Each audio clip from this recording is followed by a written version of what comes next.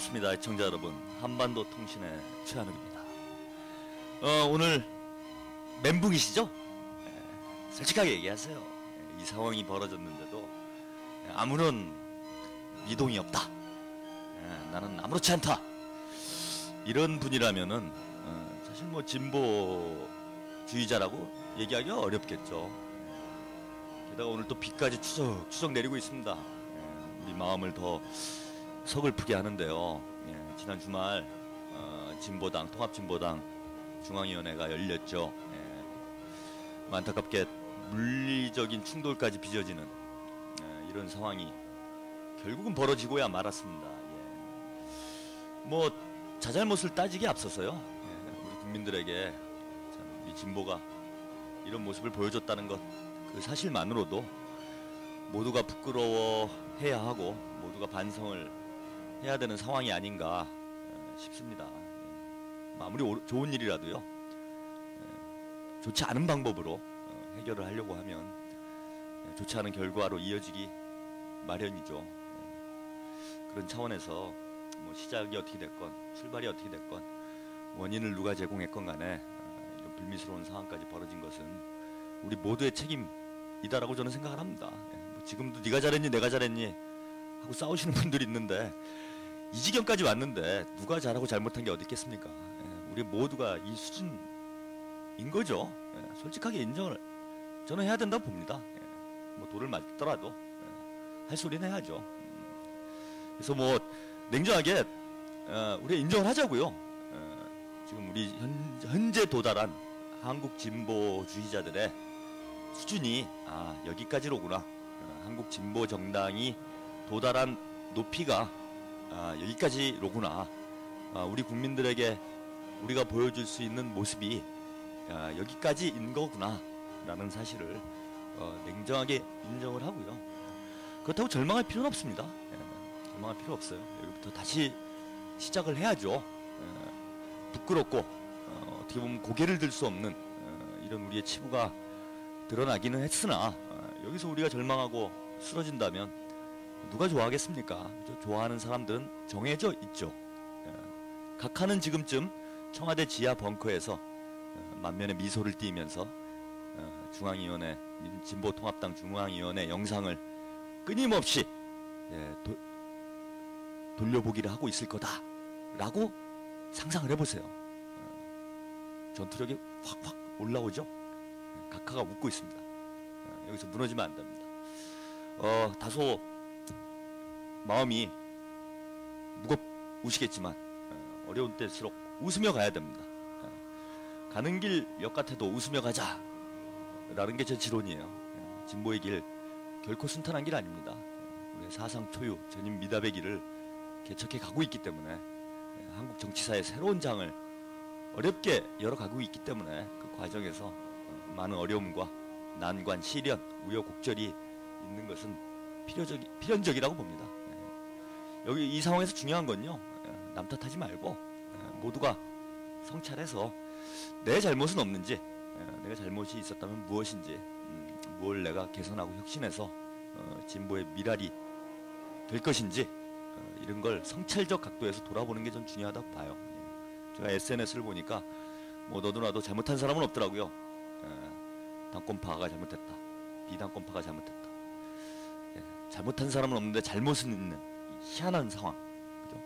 부정선거 한 사람은 없는데 부정은 있는 이 웃지 못할 희한한 상황, 이것이 극복돼야 진정한 저는 진보의 혁신이 있다라고 봅니다. 우리 모두의 책임입니다. 모두의 잘못입니다. 당대표 사인이 사퇴를 했다고 그래서 문제가 결코 해결되지 않습니다. 비례대표들이 모두 사퇴를 한다고 해도 우리가 스스로를 돌아보지 못한다라면, 우리 모두가 자기 스스로를 비판적 각도에서 성찰하지 못한다라면 우리 진보는 발전하기 어려울 거라고 생각을 합니다. 그래서 이 시점에서요, 일단락이 뭐 완전히 상황이 종료된 건 아니지만요, 분수령을 한번 넘은 거잖아요. 오늘 중앙위원회 전자투표가 진행이 됐고, 사태가 일단 1단계에서 뭐 정리가 된 상황이라고 봅니다. 이 시점에서요, 각자 모든 분들이 각자 모든 정파가 남 탓을 하기에 앞서서, 물론 뭐 자잘못은 가려야 되겠죠. 그러나 남 탓을 하기에 앞서서 나의 잘못은 없는지 돌이켜보고 성찰해서 자기 스스로부터 변화하고 혁신하는 이런 계기가 되기를 간절히 바랍니다. 저부터도 한번 성찰해 보겠습니다. 과연 뭘 잘못했는지. 사실 저는 뭐 잘못해도 예약력이 없기 때문에 별 의미는 없어요. 근데 뭐 저도 하여튼 진보주의자라고 설치고 다니니까요. 성찰하는 흉내라도 내야죠.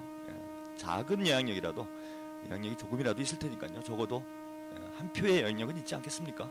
당권자니까요. 그 당권자의 한 사람으로서 저는 뭘 잘못했는지 성찰해 보도록 하겠습니다. 오늘 한반도 통신은요, 요즘 북한이 4월 15일 김일성 주석 탄생 100주년을 맞이하면서 여러 가지 정치적 조치들이 있었습니다.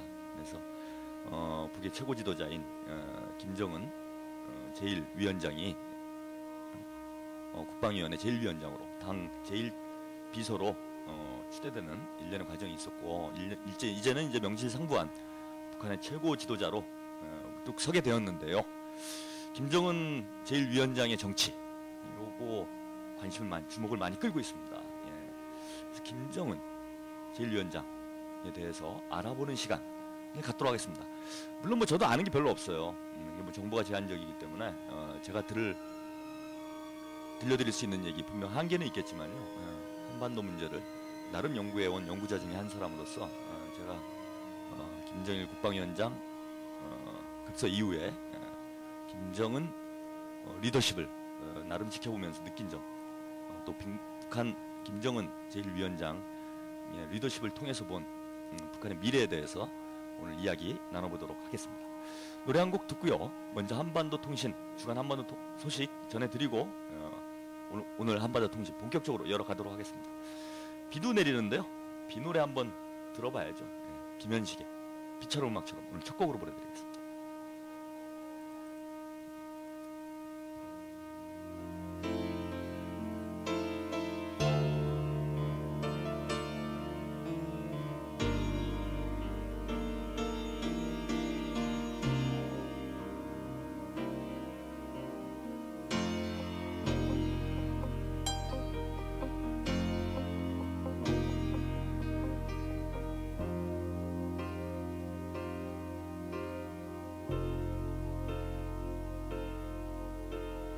비가 내리고 음악이 흐르면 난 당신을 생각해요. 당신이 떠나시던 그 밤엔 이렇게 비가 왔어요. 비가 내리고 음악이 흐르면 난 당신을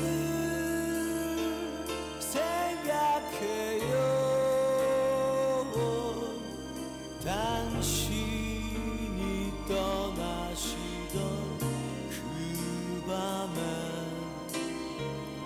이렇게 비가 왔어요.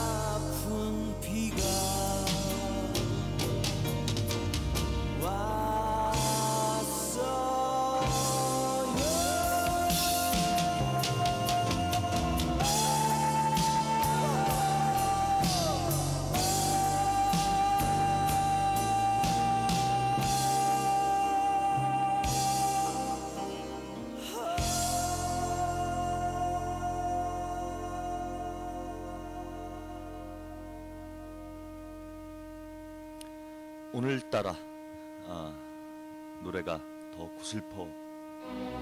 왜 뭡니까 이게? 분위기 잡으려고 그러는데. 예, 죄송합니다. 이게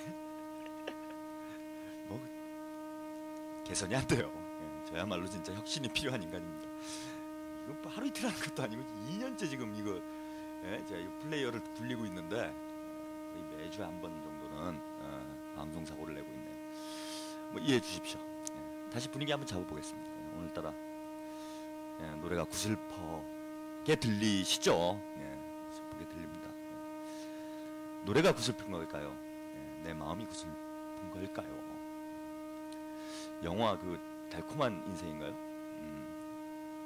달콤한 인생? 맞을 거예요 아마. 그 영화에 그런 아마 오늘 스님 하셨던 얘기인 것 같은데 그런 얘기가 있죠. 저 앞에 이제 나무가 바람에 흔들리고 있는데 바람에 나무가 흔들리는 건지 나무가 흔들리는 건지 모르겠다 뭐 이런 대사가 나오는 구절이 있는데 바람이 불면 나무가 흔들리죠. 근데 바람이 불어도 나무는 흔들리지만 바위는 흔들리지 않습니다. 그죠? 물론 이제 바람이 강하게 불면 바위도 흔들리겠죠. 태풍이 불면 바위도 뭐 뿌리째 뽑히고 그러는 수가 있지 않습니까? 그럴 수는 있는데 태풍이 불어도 산이 흔들리진 않아요. 그죠? 뭐 아직까지 기록에 태풍이 산을 날려버렸다, 뭐 산을 흔들었다 이런 기록은 본 적이 없습니다. 그러니까 자기 내부에 원인이 있다는 거죠. 철학적인 얘기 같은데 변증법적 유물론. 모든 운동의 원인은 내부에 있다. 이런 걸 옛날에 공부했던 기억이 나네요. 모든 운동의 발생 원인은 내부에 있습니다. 내 마음이 흔들리니까, 내 마음이 서글프니까 노랫소리도 서글픈 거겠죠. 그래서 여러분들, 전 지금 중요한 게요. 그러니까 멘붕되지 마세요. 이게 도대체 누구 때문에 어떤 이유로 이런 일이 벌어졌는지는 뭐 그건 뭐 따져보면 알겠죠. 근데 뭐 그거는 두 번째로 밀어두고요. 어쨌건 결과적으로 멘붕이 되는 건 각하를 도와주는 겁니다. 어떤 상황이 벌어져도 하늘이 두 쪽이 나는 안이 있어도 절대 멘붕이 돼서는 안 돼요. 굳건히 마음을 먹고 묵묵히 진보의 길을 외길을 가야 됩니다. 이게 뭐 사실 지금 벌어진 일이 뭐 어떤 면에서는 진보 모두의 책임이고 잘못이다라고 얘기를 뭐 할 수도 있겠죠. 할 수도 있겠지만 진보 세력들이 근본적으로 문제가 있어서 벌어진 건 아니잖아요. 아직은 다소 부족한 점이 있어서 벌어진 문제이고, 뭐 진보가 하나님이 아닙니다. 전지전능한 존재들이 아니에요. 우리 당 대표도 그렇고, 저는 뭐 이정희, 유시민, 심상정 대표 뭐 신이 아니라고 생각합니다.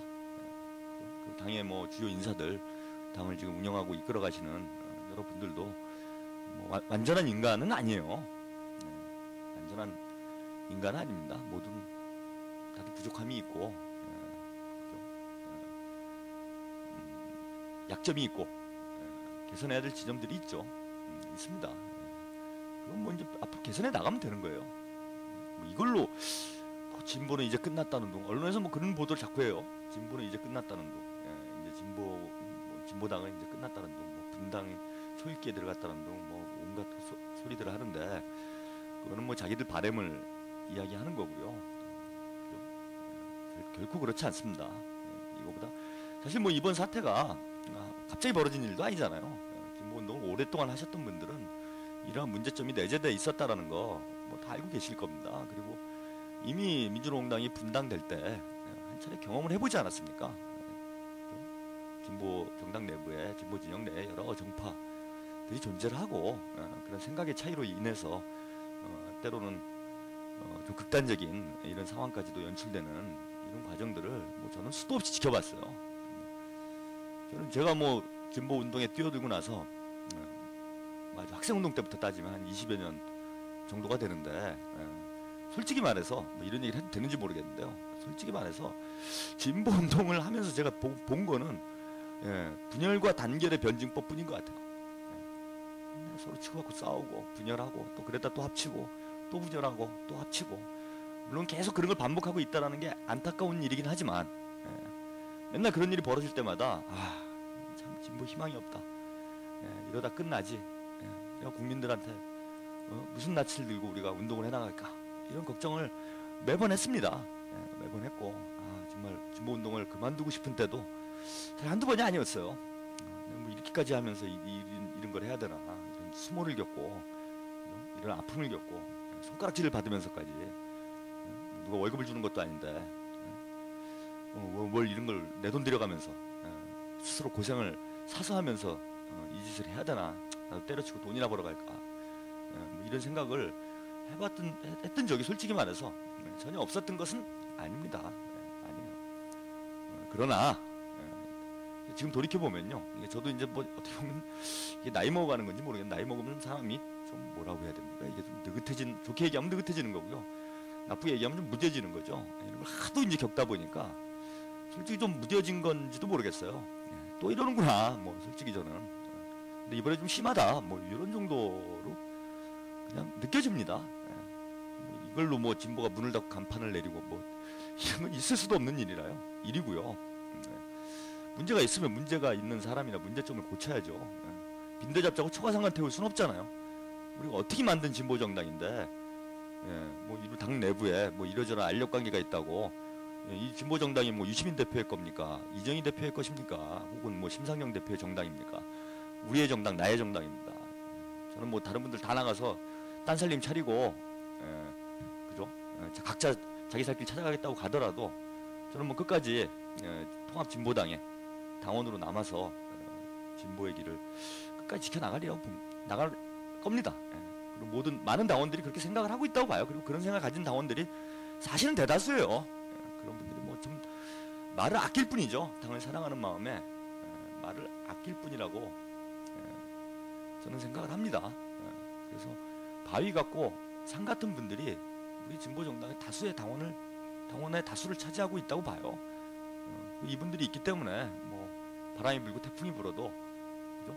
바람이 불고 태풍이 불으면 나무는 흔들리고, 그죠? 갈 때는 오락가락하고 먼지는 휘날리고 간판은 날아가고 심지어 바위돌, 나무채가 통째로 뽑힐 수는 있지만 산이 뒤집어지진 않습니다. 결코 산이 뒤집어지진 않아요.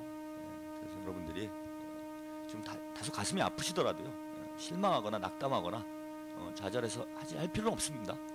우리 국민들한테, 그죠?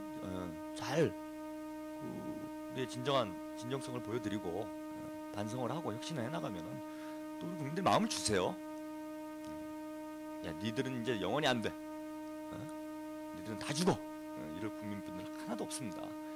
진보 정당에 대한, 통합진보당에 대한 우리 국민들의 어떻게 보면 질타가 강한 이유도요, 사랑하기 때문이라고 봐요. 뭐 새누리당 별 개지랄을 다 해도 국민들이 거들떠도 안무자 신경도 안 쓰잖아요. 어차피 내가 욕을 해봐야 들을 새끼들도 아니고, 그래 저 새끼들은 심판하는 수밖에 없다, 이런 생각을 갖고 있기 때문에 뭐 논문 표절을 하고 뭐 성추행을 하고, 그죠?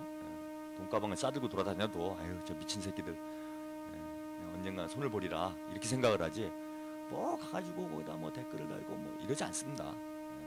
기대가 없는 거죠. 민주당도 마찬가지예요. 뭐 솔직히 민주당도 뭐 통합진보당보다 뭐 크게 나을 건 없잖아요. 보면 티격태격 싸우고 뭐 그러는데, 그럼에도 불구하고 통합진보당의 국민들의 질타가 쏟아지고 있는 거는 너희들만큼은 잘해야 된다 진짜. 니들이 정치 잘못하면은 대한민국 정치 희망이 없는 거 아니냐. 근데 왜 니들까지 이러냐 도대체. 그럼 우린 도대체 무슨 희망을 가지고 살아가란 얘기냐. 제발 좀 정신 좀 차려라. 저는 뭐 이런 뜻이라고 생각합니다. 이런 뜻이지, 이놈 새끼들 니들 다 이 새끼들 뿌리째 그냥 없애버려야 돼. 다시는 정치하지 마. 진보 무슨 진보야. 진보 다 없애버려. 이런 취지는 절대 아니라고 봅니다. 그래서 국민들을 믿고요, 우리 스스로를 잘 변화시켜 나가면은,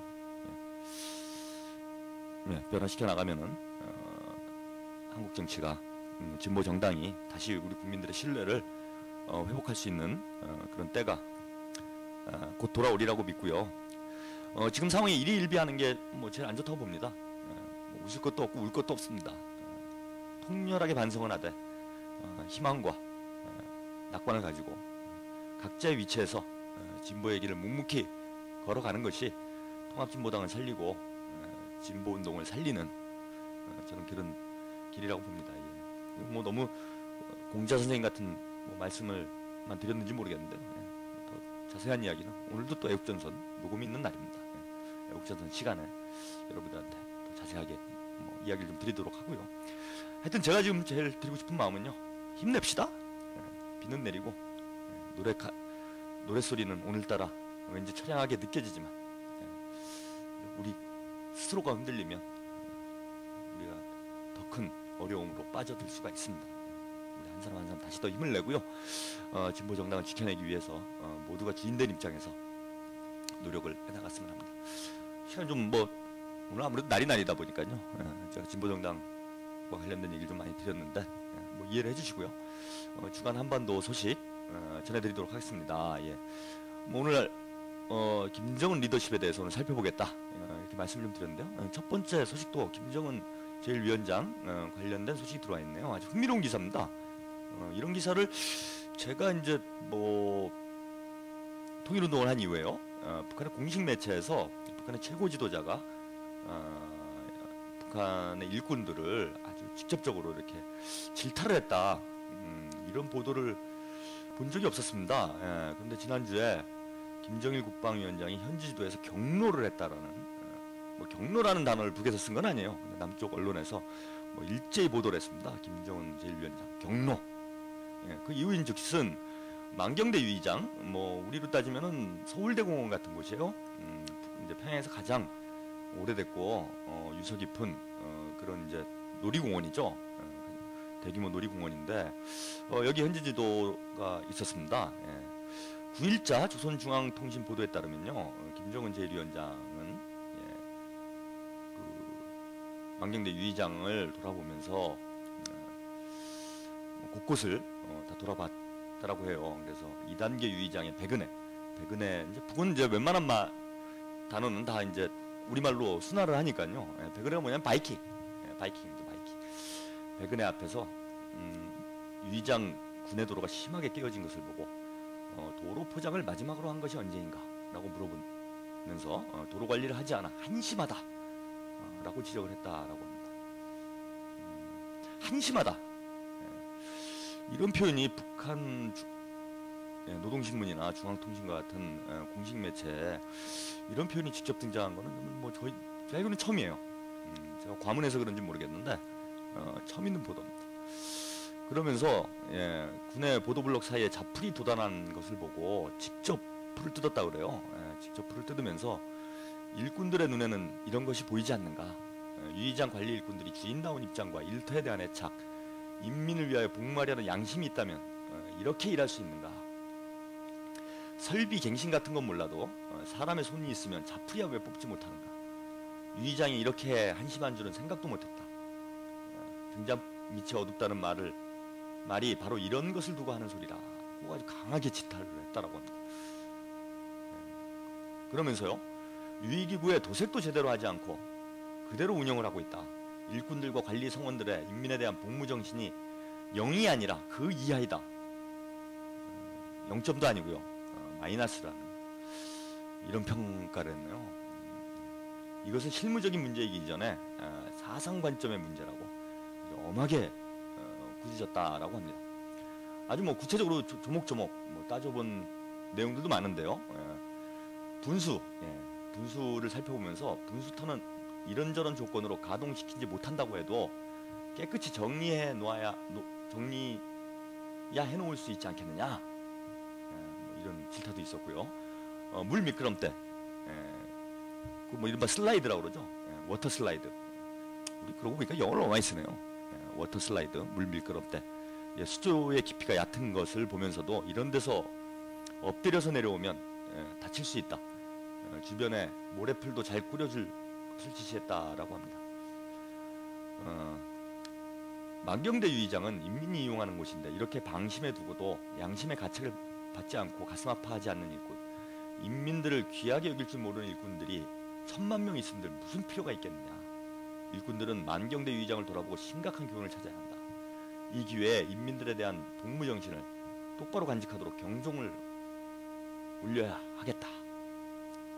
이러면서 만경대 유의장을 성군시대 요구에 맞게 새로 변모시켜야 한다. 그 과정이 우리 일꾼들 속에 남아있는 낡은 사상 관점을 드러내는 계기, 낡은 일본세에 종지부를 찍는 계기로 돼야 된다. 엄하게 지적을 했다고 합니다. 이날 현지 지도에는요, 최룡해 인민군 총정치국장, 마원춘 당 중앙위원회 부부장 등이 동행을 했다라고 합니다.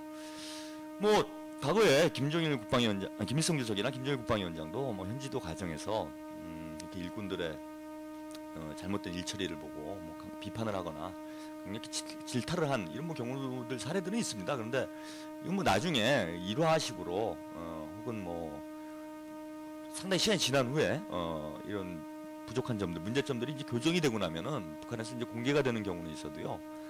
이렇게 현지도 현장에서 이런 강도 높은 질타가 있었던 뭐 이런 보도가 바로 다음 날 이렇게 바로 전 국민에 공개가 되고, 사실은 어떤 면에서 보면은 북한 내부의 치부를 드러내는 거잖아요. 이런데 북한이 상당히 민감합니다. 뭐 서방 진영에서 안 그래도 북한의 뭐 문제점을 잡아내기 위해서 있는 얘기 없는 얘기 다 지어내는 판에 이렇게 치부를 드러내는 것이 사실은 북한 수를 상당히 어려울게 만들 수도 있는 뭐 그런 일임에도 불구하고 이런 게 최고 지도자가 직접 지적을 하고 그것이 바로 언론에 공개되고 이런 건 상당히 이례적인 것이 아닌가 이렇게 보이고요. 그리고 보면은 뭐 질타 내용의 수위가 뭐 일단 양쪽으로 봐도 이렇게 비판을 많은 양의 비판이 일순간 쏟아진 거는 저는 처음 봤습니다.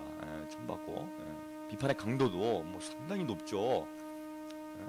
양심의 문제, 사상의 문제다. 한심하다.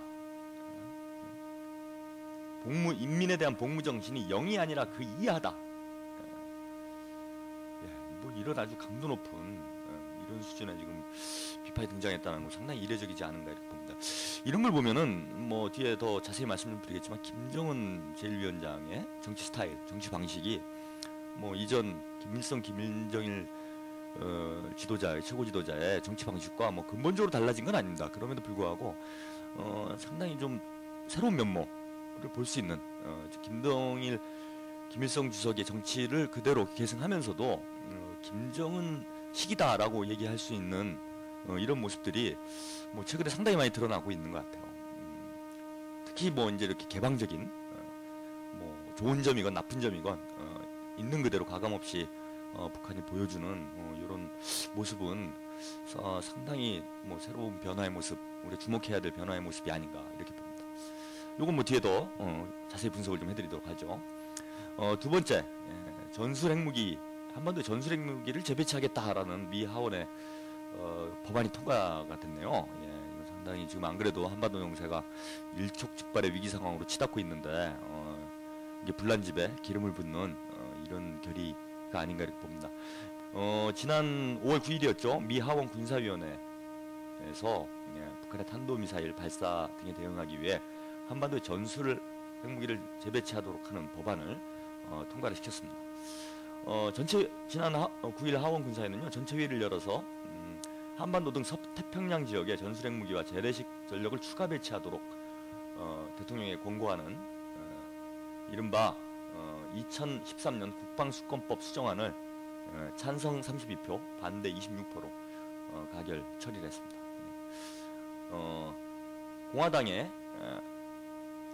랜디 포브스 의원을 제외한 공화당 모든 의원들과요, 민주당 소속 의원 2명이 찬성표를 던졌다고 합니다. 이 법안에는요, 한미 동맹국의 안보를 강화하고 북한에 계속되는 호전적이고 불법적인 행위에 맞서 미국의 억지력을 강화하는 조치를 대통령이 취하는 것을 지지하고 미국의 재래식 무기를 추가 배치하거나 서태평양 지역에 전술 핵무기를 재배치하는 등 추가 조치를 촉구하며 이 법이 시행되고 90일 이내에 국방장관으로 하여금 국무장관과 협의해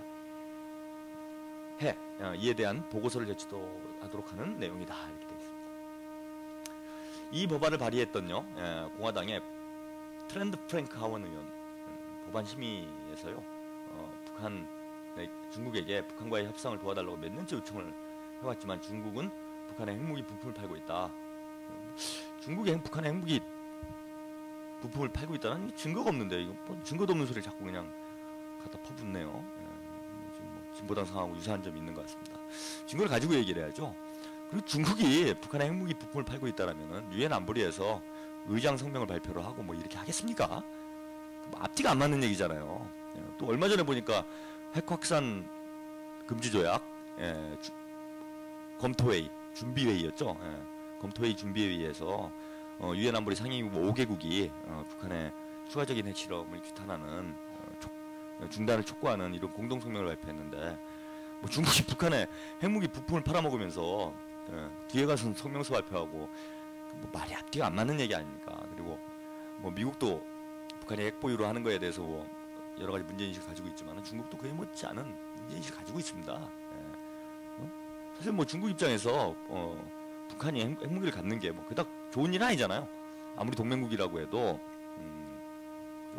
자기들만큼의 어떤 군사력을 가지면서 이렇게 영향력을 확장해 나가는 거를 뭐 그닥 좋게 볼 리가 없기 때문에 이거 뭐 중국이 북한에 핵무기 부품을 팔고 있다 이런 건 뭐 터무니없는 이거는 전 낭설이고 중국을 모함하는 거다 이렇게 봅니다. 이렇게 하여튼 뭐 이렇게 주장을 하면서요. 우리가 우리의 억지력과 능력을 되찾아 우리를 지켜야 한다. 북한의 미래 위협과 호전적인 행동으로부터 동맹국가 우리를 지키기 위하여 모든 것을 해야 된다. 이렇게 이야기를 했습니다. 사실상 전술 핵무기 재배치를 시사하는 듯한 발언을 했고요. 흥미로운 건요. 5월 10일이었죠. 바로 다음날 정몽준 의원이 한국의 전술 핵무기를 배치해야 된다. 이런 지금 주장을 하고 있고 지금 뭐 자유선진당을 비롯해서 새누리당 여러 의원들이 전술 핵무기 필요성을 지금 강조를 하고 있는 형국이기 때문에 이거 짜고 치는 고스톱이 아닌가 이런 우려가 상당히 듭니다. 뭐 지금 안 그래도 북한이 특별행동을 개시하겠다고 뭐 이러고 있는 형편이고요. 얼마 전에 문화일보 보도에서 밝혀졌다시피 한국 정부 한미 양국이 북한이 핵 공격이 확실하다는 증거가 있다라면은 북한을 선제 공격하는 이런 작전 계획을 가지고 있다라는 얘기를 언급을 해서 상당히 위기가 고조되고 있는 형국인데 그리고 지난주부터 지금 제 이름을 까먹었네요. 갑자기 맥스 선더 이른바 북한을 폭격하는 이런 군사훈련이죠. 공군 훈련인데 맥스 선더 훈련이 사상 지금 최대 규모로 진행이 되고 있습니다. 이런 전반의 상황을 볼 때 지금 한반도가 언제 지금 폭탄이 터질지 모르는 그야말로 핵전쟁의 화약고처럼 되어가고 있는 형국인데 여기다가 지금 전술 핵무기를 배치하겠다라는 이런 결의안을 통과시킨 거는 아니죠. 법안이죠. 이건 법안을 통과시킨 거는 그야말로 불난집에 신나를 뿌리는 이런 행동이 아닌가 상당히 우려가 됩니다. 세 번째 소식이네요. 또 흥미로운 보도가 있는데요. 흥미로운 보도가 있습니다. 북한 조선중앙통신이요. 지난 13일 날 베트남이 우주개발 사업에 대해 추진하고 있다라는 보도를 냈네요. 이거는 뭐 아무래도 지금 북한 인공위성 발사가 국제사회에 논란을 불러일으키고 있기 때문에 아마 이런 보도를 내지 않았나 이렇게 봅니다. 흥미로운 건 뭐 북한이 인공위성 쏘는 것도 문제이고 문제일 건 아니죠. 문제가 되고 있는 거죠. 그렇고 뭐 국제사회에 지금 논란이 되고 있는데 베트남이 벌써 인공위성을 쏘는 단계에 접어들었다라는 이런 보도가 있었다라는 이건 좀 흥미로운 것 같습니다. 물론 뭐 이게 지금 발사체를 아직 보유한 건 아닌 것 같아요. 인공위성을 쏘는 단계인 것 같습니다. 베트남 같은 경우에는. 중앙통신 보도에 따르면요, 베트남에서 우주개발 사업에 계속 큰 힘을 넣고 있다라고 보도를 하면서 10일 베트남 정부는 두 번째 인공지구위성 비나세트 2호 발사 계획을 발표했다라고 보도를 했습니다. 이 위성은요, 곧 프랑스령 기아나 우르에서 발사될 것이라고 이렇게 보도가 나왔고요. 연합뉴스 보도에 따르면요, 아리안 5호 이게 이제 러시아 쪽에서 아마 쏴주는 모양이에요. 러시아에서 쏴주는 아리안 5호에 실려서 발사되는 이번 위성은 향후 15년간 우주 궤도를 선회하며 베트남과 동남아 일대 통신 서비스를 지원하게 될 것이다. 이렇게 돼 있습니다. 베트남은 이미 뭐 2008년도에 첫 통신 위성인 비나세트 1호를 우주 궤도에 뭐 진입시킨 바 있습니다. 뭐 이건 전 두 가지 아마 이유 때문에 북한이 이걸 의미 있게 보도를 하지 않았나 이렇게 보이는데요. 뭐 첫째는 지금 북한은 인공위성을 쐈는데 그걸 가지고 뭐 유엔에서 결의안이 통과가 되고 이런 상황에 대해서 우회적으로 지금 불편한 심기를 북한이 드러낸 것 아닌가 이렇게 보이고요. 두 번째로는 이게 이제 어쩌면 북한이 인공위성 발사체를 이제 개발할 수 있는 능력을 가지고 있다. 이건 뭐 확인이 된 거 아닙니까? 그리고 앞으로 아마 우주 항공 산업의 시장에 본격적으로 좀 뛰어들지 않겠나. 그래서 뭐 농담 반 진담 반 제가 그런 얘기를 하는데 뭐 북한이 사회주의 국가니까 뭐 이윤을 많이 붙이지 않으라고 봅니다. 그러면은 이 우주 항공 분야 같은 경우는 사실은 이 독점 마진율이 상당히 높습니다. 독점 이윤 뭐 이런 체제로 돼 있고 이걸 쏠 수 있는 나라들이 많이 없기 때문에 상당히 많이 이윤을 붙여가지고 그죠? 이 인공위성 개발국들 등을 이 탄도미사일 보유국들이 이렇게 등골을 뭐라 그럽니까? 갈취하는 이런 게 좀 있는데 요게 아무래도 이제 북한에서 뛰어들겠다. 베트남에서 우리 거 갖다 쏴라. 뭐 이런 또 의미도 있지 않나 이렇게 좀 봅니다. 앞으로 하여튼 뭐 지금 북한의 인공위성이 광명 3호 발사 실패를 했는데요. 당시에 발사체 2기가 확인이 됐다. 뭐 이런 미국 측의 보도가 있었죠. 그래서 곧 북한이 인공위성 발사 추가 발사를 좀 시도하지 않겠나. 뭐 저는 이렇게 전망을 하고 있는데 앞으로 우주 항공 분야에서 북한도 주요한 경쟁자로 등장할 가능성 주목해 볼 필요가 있는 것 같습니다. 네 번째 소식은요, 좀 안타까운 이런 보도인데요. 인터넷 매체 자주민보의 기자가 지난 10일 서울지방지법에서 열린 영장 실질 심사에서 국가보안법 위반 혐의로 구속이 됐다라는 안타까운 소식이 있네요. 자주민보는요, 북한 소식을 전문적으로 다루는 인터넷 언론 매체인데요. 이 언론 매체의 대표가 지난 2월 이창기 대표죠. 국가정보원회의 자택과 사무실에 압수수색 당한 다음에 구속이 되었던 상태였습니다. 근데 한성 기자도 뭐 그 뒤에 압수수색을 받고 경찰에 가서 성실하게 뭐 조사를 받고 있었던 이런 상황이었는데 구속영장이 재청구돼서 영장에서 지금 영장이 발부된 법원에서 영장이 발부된 이런 상황이라고 합니다. 한성 기자의 혐의는요, 자주민보에 쓴 기사가 국가보안법상 찬양고무와 이적표물 소지 반포 혐의들을 받고 있는 것으로 이렇게 나왔습니다. 이거 뭐 기자가 기사를 쓰는데 뭐 찬양고무를 어떻게 했는지는 모르겠는데요. 기자를 쓰는데 그거를 국가보안법 위반 혐의로 구속을 한다면 북한 문제와 관련해서 뭔가 뭐 말이라도 제대로 하겠습니까? 저도 걱정이 되네요. 저는 나름 객관적으로 지금 뭐 방송을 진행한다고 하고는 있지만은 이게 뭐 객관적인 사실을 전해주는 것만으로도 국가보안법 위반으로 걸 가능성이 전혀 없는 것은 아니기 때문에 사실 방송을 하면서도 여러 가지 고민이 듭니다. 저도 사실 뭐 제가 할 수 있는 얘기가 100이라면은 한 30 내지 20 정도 지금 사실 얘기를 하고 있는 거예요.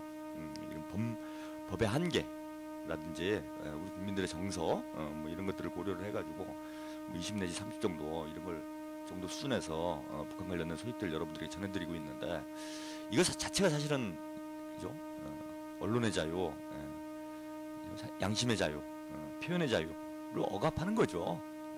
저도 이미 뭐 제 마음속에 국가보안법이 있는 겁니다. 그래서 제가 가지고 있는 생각의 70-80%밖에 얘기를 못하는 20-30%밖에 얘기를 못하는 거죠. 이게 진짜 자유민주주의 체제 국가라고 얘기를 할 수가 있겠습니까? 물론 뭐 없는 사실을 갖다가 북한을 찬양하고 북한을 이롭게 하고 그것이 자유민주주의 체제에 위협이 되고 이랬다면야 뭐 구속할 수도 있다라고 봅니다. 뭐 그것도 저는 뭐 있을 수 없는 일이라고 생각은 하지만 뭐 분단 현실이 있기 때문에 그럴 수 있다라고 쳐도 이게 뭐 언론에 기사 몇 개 써가지고 그게 흔들릴 정도라면은 무슨 조선일보도 아니고 이게 KBS 뭐 공중파에 나와가지고 기사 쓰고 방송한 것도 아니고요. 자주민보 아시는 분들이 우리 국민들 중에 뭐 몇 분이나 되시는지 모르겠는데 그야말로 뭐 소규모 인터넷 언론 매체에서 북한 관련해서 찬양을 하면 얼마나 하고 고문을 하면 얼마나 하겠습니까? 그리고 설령 그렇게 했다라고 해서 대한민국이 흔들릴 정도라면은 그죠? 우리나라 체제가 문제가 있는 거죠. 그 기자들이 문제가 있는 게 아니고 그런 차원에서 이번 법원 판결은 상당히 아쉽다 이렇게 생각이 들고요. 또 하나는 이게 총선 이후에는 불구속 수사로 진행을 하다가 선거 결과가 나오고 나니까 갑자기 구속이 됐는데 이게 사법부도 뭔가 이런 정치적인 역학관계에 휘둘리고 있는 건 아닌지 참 안타깝습니다. 마지막 소식 전해드리겠습니다. 예, 요거는 꼭 전해드리고 싶어요. 우리 한상열 목사님, 예, 진보연대 상임고문이셨죠. 예, 통일연대 대표를 하셨고 오랫동안 통일운동에서 헌신해 오신 목사님이십니다. 지금 구속이 되셨죠. 정확한 연도가 아마 2009년이었나요? 2009년도 방북을 하셨다가 남북관계 가 지금 이렇게 지금 악화되어 있는 상황을 타결하기 위해서 방북을 하셨다가 지금 구속이 돼서 징역 정확히 이게 맞는지 모르겠지만 징역 5년 아마 5년이 맞을 거예요. 5년인가 4년인가를 받고 지금 옥중에서 어렵게 투쟁하고 계신 한상열 목사님이 지금 단식 투쟁에 들어가셨다고 하네요. 단식 투쟁에 들어간 이유가 이명박 정권 빨리 물러나라, 불법 사찰 진상 규명을 해라, 한반도의 평화를 지켜야 된다, 뭐 이런 내용의 단식 투쟁을 들어가셨다라면 뭐 그러더라도 단식 투쟁에 들어가시면 안 된다라는 게 건강도 그렇게 그닥 좋지가 않으십니다. 오랫동안 진보 운동을 해오시게 되면 건강 돌보고 이러시기 어렵기 때문에 뭐 저도 개인적으로 친분이 있어서요. 잘 알고는 있는데 건강이 그닥 좋으시지가 않으세요. 그리고 제가 2009년도에 10년까지 1년여 동안 서울구치소에 구속 수감이 되어 있었는데 그때 한상열 목사님하고도 잠시 같이 있으셨습니다. 그러다가 먼저 이제 출소를 하셨는데 뭐 얼마 안 돼가지고 다시 또 재구속이 되시는 이런 안타까운 상황이 있습니다. 그죠? 그런데 뭐 아무튼 같이 생활하시는 동안 오히려 옥중에 계신 게 건강에도 도움이 될 정도로 그동안 상당히 몸도 마음도 상당히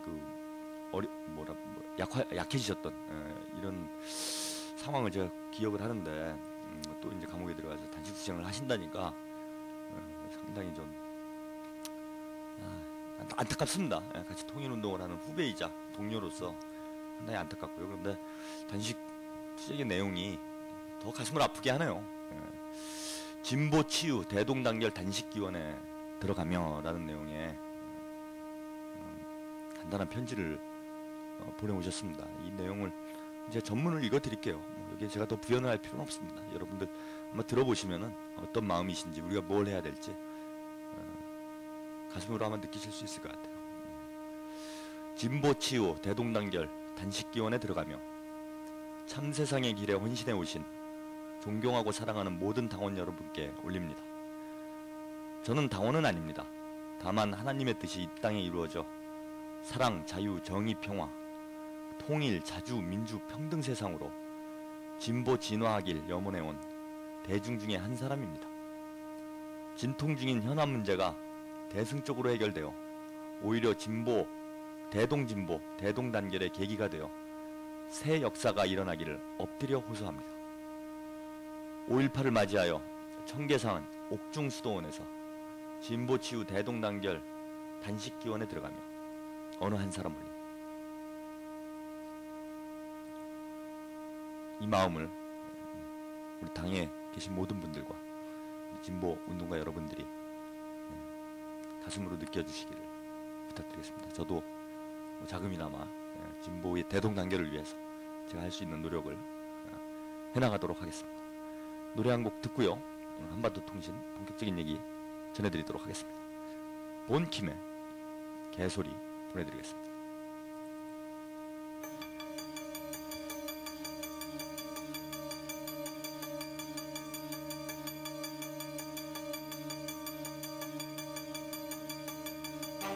미친 세상을 물고 뛰던 난 더 미친 개가 됐지. 더 크게 Jesus, 더 크게 Jesus. 미친 세상을 물고 뛰던 난 더 미친 개가 됐지. 더 크게 Jesus, 더 크게 Jesus, Jesus. Okay, yeah. about 10년을 기다렸지 이제야 아는 놈은 알겠지 내가 원한 sound 매우 화가 난 맹독사들의 sound like And I am back in the dirty dirty south Southside지 날 무시할 때 난 한우물만 파내 더 깊게 더 내려가 땅 끝까지 밑바닥에서 갈아온 내 칼날이 뒤동갑인 도끼에 비트를 쪼개 죽더니 나 미친 세상에 지친 진돗개 높게 세운 꿈을 마음속에 곱게 접어놓은 채 채찍을 날려 달려 2010년 달력을 기다려 난 그대들이 원한 한국 주위 크롬스타 유행 따라 흘러온 놈들과는 비교만 한 급이 다르니 험모는 명품 high quality I'm VIP Take you to the motherfucking heat 미친 세상을 물고 뜯어난 더 미친 개가 되지 더 크게 Jesus 더 크게 Jesus 미친 세상을 물고 뜯어난 더 미친 개가 되지 더 크게 Jesus 더 크게 Jesus Jesus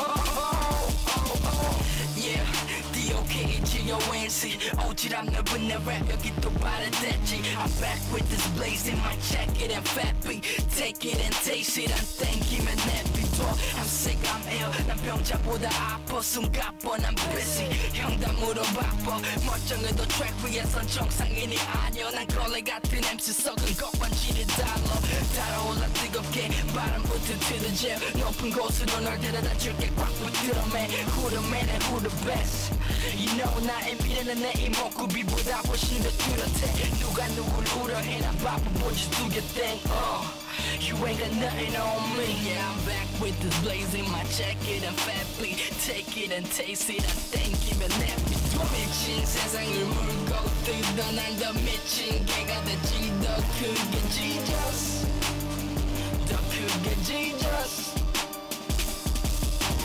미친 세상을 물고 뜯어 난 더 미친 개가 되지 더 크게 Jesus 더 크게 Jesus Jesus BBK는 풀지 못한 수수께끼 PK가 빠진 랩신 내기는 백신 대시판은 조용하겠지 내 밑에 시끄러워질 테지 활동 개시 빅보이가 돌아왔으니 플라와 테디 감동의 혁명자가 왔어 들어봐 JK 내 피도 더블 K 피드백이 꽂힌 도깨 비트 위로 내릴 거지 Slam like an MK 있는 놈은 주제성을 해도 걔는 맥두기 없는 놈은 기자성을 해도 평생 백수지 이 시대의 최대 피해자는 김혜자 왜냐면 엄마가 plat지 백만이 TG에 들리니 이 시대의 민심이 나는 서민들 그 뺏지 말고 가슴에 다른 거 뺏지 건들지 안 될지 몰라 돈벌이에서 끝이지만 나는 랩을 개고 like a 뺏지 미친 세상을 물고 뜯어 난 더 미친 개가 되지 더 크게 Jesus 더 크게 Jesus 미친 세상을 물고 뜯어 난 더 미친 개가 되지 더 크게 Jesus 더 크게 Jesus Jesus 오른 빛 오지 니들의 bullshit 오른 빛 오지 니들의 bullshit 오른 빛 오지 니들의 bullshit 이 music 우리 하나 둘씩 오른 빛 오지 니들의 bullshit 오른 빛 오지 니들의 bullshit 오른 빛 오지 니들의 bullshit 이 music 우리 하나 둘씩 오른 빛 오지 니들의 bullshit 오른 빛 오지 니들의 bullshit 오른 빛 오지 니들의 bullshit 이 music 우리 하나 둘씩 Shake it music 그룹이 하나 둘씩 Shake it music 그룹이 하나 둘씩 예, 독쉣 예. 개소리였대. 이런 노래를 신청하신 정치적 의도가 있으시죠? 예, 발칙한 청취자님이 신청해 주셨죠. 뭐 물어보지 않겠습니다. 예, 그러지 말고요. 이제 좀 그만하자고요. 저도 이제 물론 뭐 이게 진실을 규명하고 진상을 밝히고 또 공과를 묻고 뭐 이런 건 뭐 필요하다고 봅니다. 근데 가슴 아프죠. 사실 뭐 제사를 도려내는 과정들이잖아요. 지금 이런 과정들이기 때문에 뭐 가슴 아프고 뭐 이러긴 해도 안 그래도 아픈데 거기다 소금 뿌리면 되겠습니까? 안 그래도 아픈데 거기다 후벼 파고 우리끼리 전 조중동이 그러는 건 뭐 그냥 그렇다 쳐요. 우리끼리 후벼 파고 거기다 송을 뿌리고 그 통쾌해하고 자기 이제 다리에다가 자기 다리에 상처가 났는데 팔하고 다리하고 사이가 좀 안 좋은 거예요. 근데 이제 다리에 상처가 났어요. 그랬더니 팔이 이제 소금을 들어다가 다리에다 뿌려다 놓고 다리가 아프니까 팔이 막 박수치면 좋아하는 겁니다. 그러니까 이제 머리는 괴로운 거죠. 이런 상황하고 똑같다라고 봅니다. 다 한 몸이에요. 그죠? 저희가 뭐 아직은 이렇게 유기적으로 통합이 됐는가, 화학적으로 통합이 됐는가, 이런 걸 뭐 생각해 보면 아직 그런 상황은 아니라고 봅니다. 이제 기계적인 이런 공학적인 통합 단계에 있기 때문에 서로 어떤 그 아직 신뢰관계가 구축이 되지 않는 조건이다 보니까 이제 본의 아니게 팔다리가 따놓는 뭐 이런 상황이 벌어지긴 했는데 뭐 그렇다고 하더라도 팔이 다리에다가 소금 뿌리고 다리는 머리를 발로 차고 머리는 자해를 하고 뭐 이런 상황으로 가면 이건 뭐 그냥 죽는 거죠 다. 그런 사람이 있다라면 그런 사람이 그 생존이 가능하겠습니까? 근데 막 우리끼리 지금 서로 딱 때리면서 막 기뻐하는 거예요. 그건 좀 아닌 것 같아요. 그건 좀 아닌 것 같아요. 내가 어느 정파에 소속되어 있다고 하더라도 다른 정파 분들을 뭔가 욕을 보이고 뭐 물리적으로 어떻게 제압을 하고 이런 것에 통쾌해하고 뭐 설령 그런 행동을 할 수밖에 없다고 하더라도 그거는 정말 가슴 아픔, 뼈저린 어떤 아픔의 근거에서 저는 뭐 그런 행동이 이루어져야지 그걸 뭐 기뻐하고 즐거워하고 박수치고 이거는 진보주의자로서 기본적인 어떤 자질의 문제가 있다라고 봅니다. 그래서 이제 그만하자고요. 좋은 말로 합시다 서로. 싸우지 말자는 건 아니에요. 저는 뭐 시시비비를 밝힐 건 밝혀야죠. 토론할 건 토론하고 논쟁할 건 논쟁하고 비판할 건 비판하고 이래야 되는데 이게 없는 사실까지 막 끄집어내 가지고 감정적으로 뭐 누구는 누구의 뭐 배우가 누구니 누구는 누구가 배우 조정이니 얼굴 마담이니 상처를 주고 집 밟고 뭐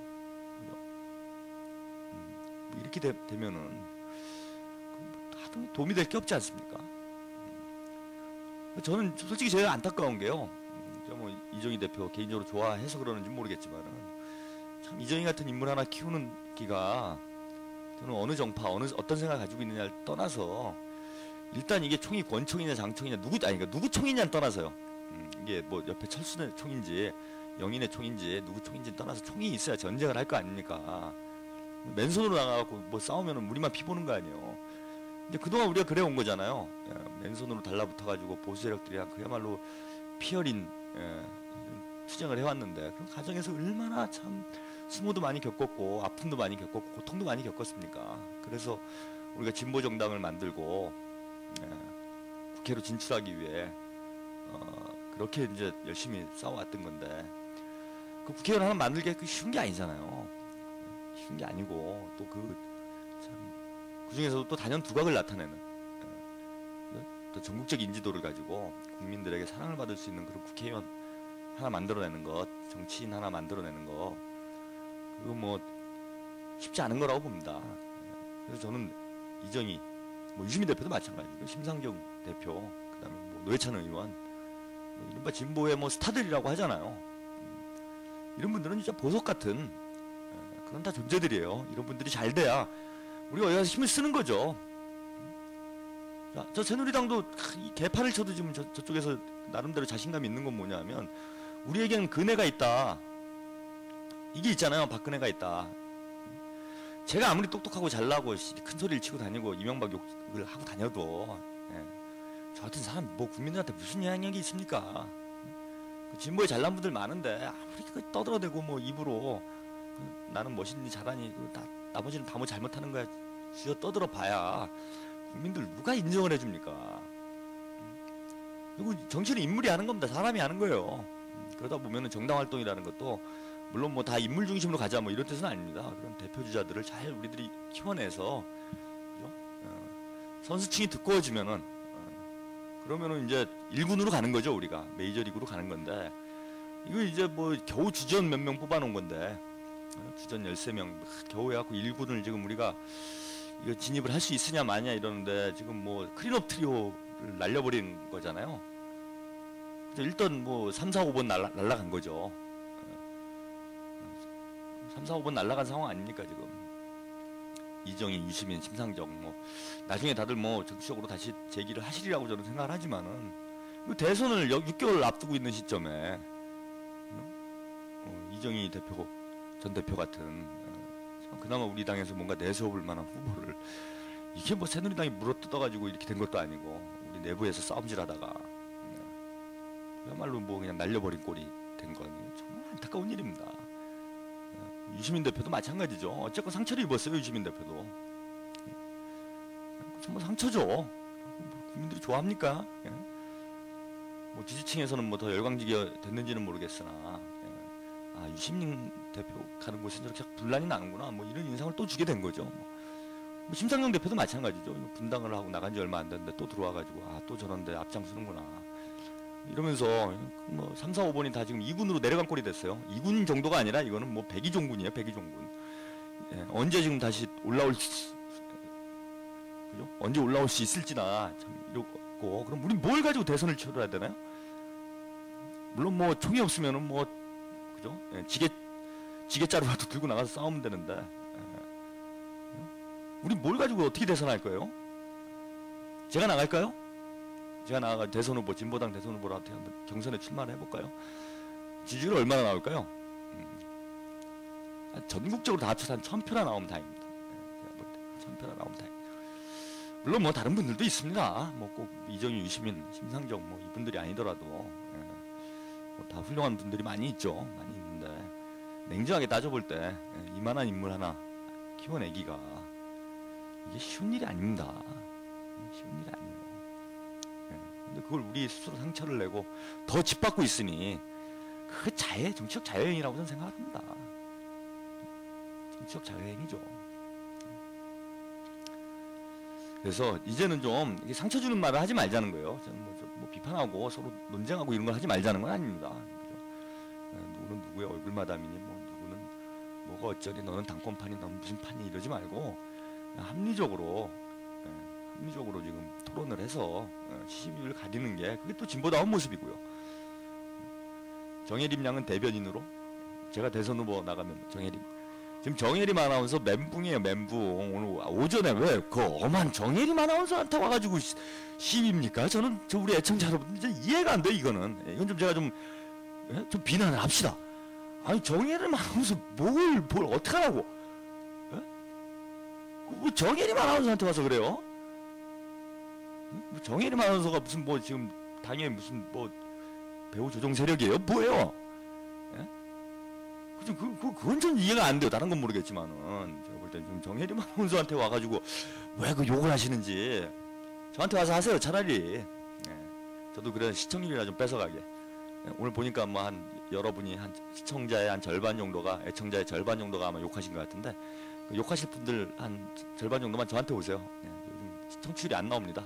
정혜림 아나운서 시청자 층이 두꺼워요. 여러분들 안 들으셔도 상당히 청취 높게 나옵니다. 그래서 저한테 오세요. 저한테 요거를 차라리 하세요. 저는 뭐 그나마 그래 과거에 진보당에 과거가 아니고 진보 운동을 하고 있고 뭐 지금도 일선에서는 못 뛰고 있지만은 진보 운동을 계속 해나가려는 사람이니까요. 차라리 저 같은 사람한테 와서 욕을 하든지 엄한 뭐 정혜림 아나운서 그러니까 이런 거 하지 말자는 거예요. 제 얘기는 그 엄한 사람한테 왜 상처를 줍니까? 아무 쌀데기 없는 그런 그 행동이잖아요. 그거는. 정혜림 아나운서한테 욕하면 뭐 정혜림 아나운서가 가가지고 무슨 당 대표들하고 무슨 단판을 지을 겁니까? 뭐 멱살잡이를 할 거예요. 또 정혜림 아나운서가 뭐 시켰습니까? 부정선거 시켰습니까? 뭐 가가지고 몸싸움을 하라고 뭐 지시를 내렸습니까? 아무 관계도 없는 사람들한테 자꾸 와가지고 비난을 하고 욕을 하고 그건 참 서로 할 짓이 아니라는 거죠. 그런 식으로 저는 상처를 주지는 말자 이제. 말고 뭐 냉정을 찾고 합리적으로 토론을 해서 해결책을 찾아 나가고. 뭐 이제 당이 단합할 수 있는 길을 서로 만들어 나갔으면 합니다. 그리고 한때요, 한때. 저는 모르겠습니다. 이게 뭐 비례대표 뭐 그게 지금 최대 쟁점이죠. 비례대표 사퇴를 하냐 마냐. 저는 일단은 비례대표 사퇴는 원론적으로 반대요. 지금 그것도 변함이 없습니다. 중앙위원회에서 뭐 공고안이니까요. 공고안이 나왔다고 하더라도 당원의 사람으로서 제 입장은. 비례대표 지금 사퇴하는 것은 절대로 있을 수 없는 일이라고 봐요. 진보주의자의 원칙에 맞지 않는 거라고 봅니다. 만약에 문제가 있고 제 저질렀어도 잘못을 했어도 적법한 절차를 거쳐서 그죠? 이 뭔가 재판을 하고 그 다음에 뭐 징계를 하든지 처벌하든지 하는 게 이게 상식 아닙니까? 예. 아무리 이명박 정권이 개판 5분정 정권이라고 해도 재판도 안 하고 막 가가지고 사람들 촛불 집회했다고 막 잡아가두고 이러진 않잖아요. 기본적으로 절차를 거쳐서 합니다. 그죠? 예, 조사를 하고 뭐 기소를 하고 영장을 청구하고 구속이 되면 구속을 하고 그다음에 1심, 2심, 3심을 거쳐서 확정 판결이 나면은 유죄가 인정돼서 처벌을 받게 되는 거죠. 이런 절차들을 벗어나는 행위들을 그럼에도 불구하고 종종 해요. 새누리당이나 이명박 정권이나. 그거에 대해서 우리가 얼마나 많이 비난합니까? 민주주의를 파괴하고 있다. 그런 비난을 하면서 우리 내부에서 일처리는 그렇게 안 한다라면은 우리가 진보주의자로서 과연 스스로 정당할 수 있겠나? 그건 아니라고 봅니다. 그래서 저는 일단 한 달 뒤에 사퇴를 하나 뭐 2달 뒤에 사퇴를 하나 진상 조사하는데 무슨 뭐 몇천 년이 걸립니까? 뭐 4년이 걸려요. 그럴 것도 아니잖아요. 그럴 것도 아닙니다. 뭐 기껏해야 한두 달인데 한두 달 뒤에 가서 이 사람 문제가 있다 그러면 사퇴를 시키면 되는 거죠. 근데 적어도 최소한 자기 소명을 할 수 있는, 자기 방어, 변론을 할 수 있는 기회는 줘야 되는 거 아닙니까? 근데 이거 뭐 여론재판식으로 몰고 가가지고 무작정 사퇴를 시킨다. 이건 진보주의자의 원칙에서 저는 어긋난 일이라고 봅니다. 그래서 뭐 개인적으로는 뭐 비례대표 직은 진상조사가 이루어질 때까지 유지를 하는 것이 맞다라고 보고요. 또 진상조사위원회에서 특별조사위원회죠. 특위에서 이제 아주 뭐라 그럽니까 정밀하게 조사를 안 하면 안 되는 상황이 됐죠. 뭐 당내 최대 쟁점이 됐고 국민적 관심 사안이 됐기 때문에 이번에 구성되는 특위는 뭐 설렁설렁 할 수 있는 상황이 아니라고 봅니다. 여기서 철저히 진짜 과감 없이 뭐 당권파냐 비당권파냐 뭐 누구냐 이런 가릴 바 없이 명명백백하게 공정하게 조사를 해가지고 부정을 저지른 사람들을 그에 맞는 응당한 뭐 책임을 묻는 과정으로 가면 되는 거죠. 가면 되는 겁니다. 뭐가 문제가 될 게 있습니까? 그렇게 처리하는 것이 저는 합리적이라고 봐요. 그러나 뭐 하여튼 뭐 당의 공고안이 또 있으니까 그와 관련해서는 뭐 당사자 분들이 또 정책 판단을 하리라고 저는 생각을 합니다. 그건 하여튼 뭐 밀어두고요. 뭐 이미 어느 정도 일단락이 됐으니까 이제는 이제 수습을 해야죠. 멘붕 해가지고 다 네 잘못이다. 뭐 서로 잘못 떠넘기게 하지 말고 우리가 힘을 합쳐가지고 좀 수습을 해서 수습을 해가지고 문제를 해결을 하고 다시 단결할 수 있는 저는 분위기를 마련을 해야 된다고 봅니다. 그리고 제가 아까 말씀드렸던 대로 전임 우리 당대표들 통합을 이루는 과정에서 어려운 역할들 중요한 역할도 해주시지 않았습니까? 그리고 이번 총선에서 진보당이 13석 진보정당 역사에 가장 많은 의석을 얻을 수 있도록 하는데 다 1등 공신들이다라고 생각을 합니다. 그래서 이 세 분들이 다시 정계 복귀, 정계가 아니죠. 뭐 정치계 활동은 계속 하는 거니까요. 다시 당무에 복귀를 해서 우리가 기대하는 그런 보다 나은 진보 정치를 펼쳐나갈 수 있도록 우리가 또 응원하고 힘이 돼주고 했으면 좋겠고요. 그렇다고 다 덥자는 얘기는 아니에요. 혁신할 거는 혁신하고 책임질 부분은 책임을 져서 진보 정당이 더 한 단계 업그레이드가 되는 그런 과정으로 밀고 나갔으면 합니다. 더 이상 서로 간에 상처 주지 말고요. 뭐 과거에 또 참 이게 참 말이라는 게 참 무서워서요. 한번 내뱉고 나면 이게 주워 담을 수가 없어요. 그리고 행동도 마찬가지예요. 주먹질이 한번 오고 가면은 그 뭐 감정이 쉽게 참 씻어질 수 있는 문제가 아니기 때문에 제가 참 이런 뭐 도덕군자 같은 소리 하는 게 현재로서는 참 웃기는 소리일 수밖에 없는데 그래도 뭐 이거 이렇게 얘기하는 수밖에 더 있겠습니까? 그래 이번 기회 잘 됐다, 그죠? 당권파에서 100명, 비당권파에서 100명, 한 100명씩 뭐라 그럽니까? 하여튼 뭐 대표 선수 선발을 해가지고 뚝방에서 한 판 붙자 뭐 이럴 수 있는 건 아니잖아요. 그래갖고 이기는 쪽이 이기는 쪽 의견으로 정리하자 뭐 이렇게 뭐 제가 얘기할 수 있는 문제는 아니지 않습니까? 그죠? 아니면 뭐 이정희와 유시민이 토론 배틀을 붙어가지고 심상정 셋이서 토론 배틀을 붙어가지고 뭐 거기서 끝장 토론을 해서 끝판을 봐라 뭐 이럴 그죠? 그럴 수 있는 소리도 아니고 뭐 어쨌건 간에 서로 화합을 해서 그죠? 이 문제를 해결해 나가야 하기 때문에 서로 힘을 합치고 이제 더 이상 상처 주는 얘기들 그죠? 아픈 얘기들, 상처에다 소금 뿌리는 행동들, 이런 것들을 서로 좀 자제를 했으면 합니다. 자, 볼 거 안 볼 거 다 보여준 거잖아요, 국민들 앞에. 부끄럽잖아요, 우리가. 뭐 물리적 충돌하고 이러면 되겠습니까? 국회에서 그러는 것도 참 우리 국민들이 괴로워하는데 우리 내부에서도 그렇게 하는 거는 저는 좀 자중해야 된다고 봅니다. 노래 한 곡 듣고요. 이야기 이어 오늘 본 얘기는 많이 못하게 되네요.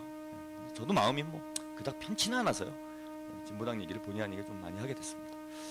박인재 봄비 보내드리고 본 이야기 드리도록 하겠습니다.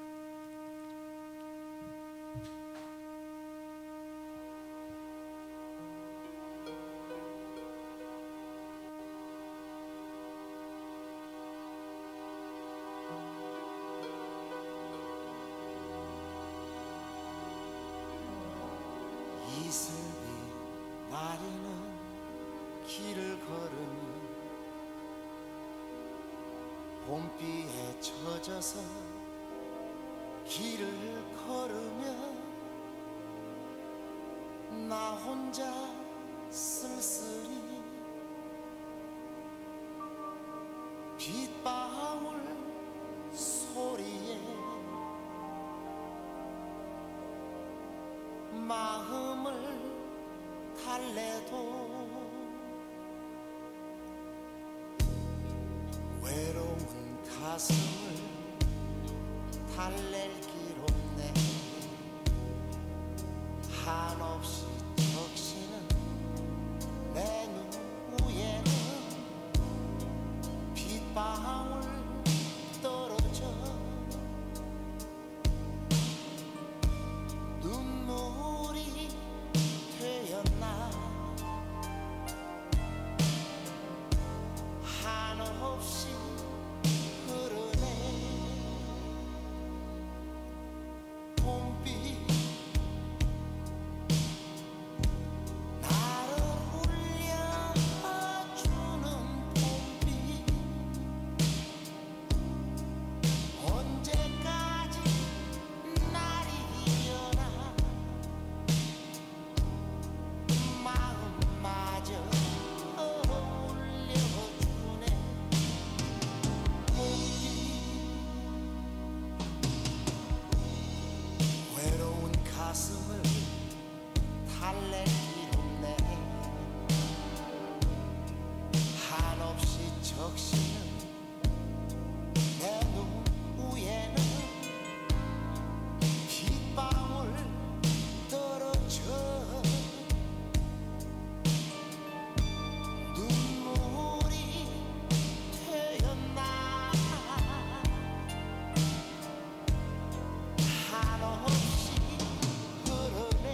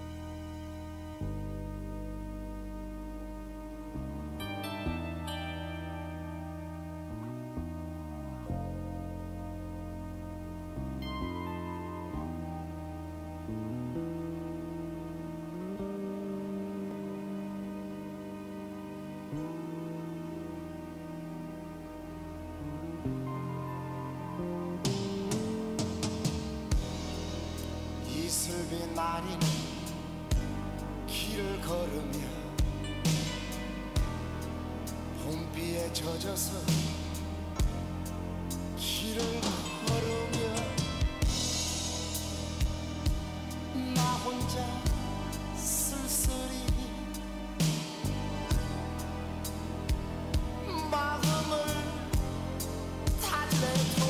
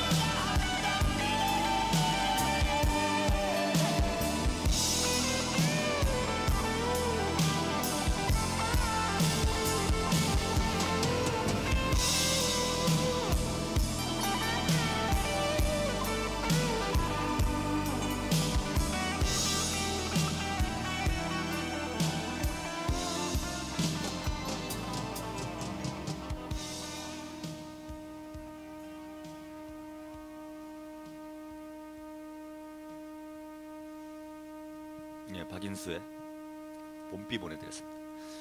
뭐 오늘따라 분위기가 촥촥 처지는군요. 촥촥. 저도 이상하게 아유 제가 어제 하루 종일 돌아다니고 일요일인데 또 밤늦게까지 뭘 좀 하느냐고요. 새벽까지 뭘 좀 뭐 하느냐고 뭐 잘만큼 자긴 잤는데 조금 이제 멍한 상태예요. 좀 멍한데 아침에 또 이래저래 일이 있어가지고 아침부터 또 움직이고 근데 비가 또 추적추적 내리니까 하루 종일 저도 그냥 찌뿌드하네요. 제가 원래 목소리 톤이 이렇지 않잖아요.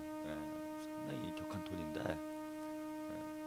오늘 뭐 그냥 이상하게 자연스럽게 쫙 깔아앉는 데다가 또 이제 상황 자체, 정치적 상황 자체가 또 거의 뭐 멘붕 하면 안 된다고 저도 얘기를 하면서 멘붕 직전에 이런 분위기이고 하다 보니까 전반적으로 좀 처지는 날인데 오늘 또 신청곡들도 여러분들이 매우 축축 처지게 신청곡들을 보내주시네요.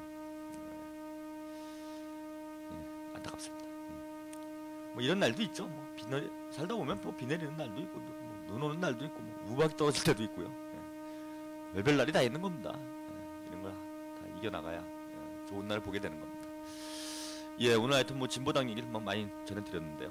사실 뭐 한반도 통신을 다뤄야 될 얘기는 아닌데 한반도 주민 전체의 또 이해관계가 달린 문제이기 때문에 잠시 좀 길게 오늘은 언급해드렸습니다. 그리고 여러분들 아무래도 마음이 무거우실 것 같아서 이야기를 좀 두서는 없었지만은 좀 해드렸고요. 아마 애국전선에서도 다루지 않겠나 이렇게 봅니다. 애국전선도 지금 우리 독수리 오영재 날개가 팍 꺾였어요 지금. 오늘은 여러분들이 제가 볼 때는 독수리 오영재를 치유해 주셔야 될 것 같아요.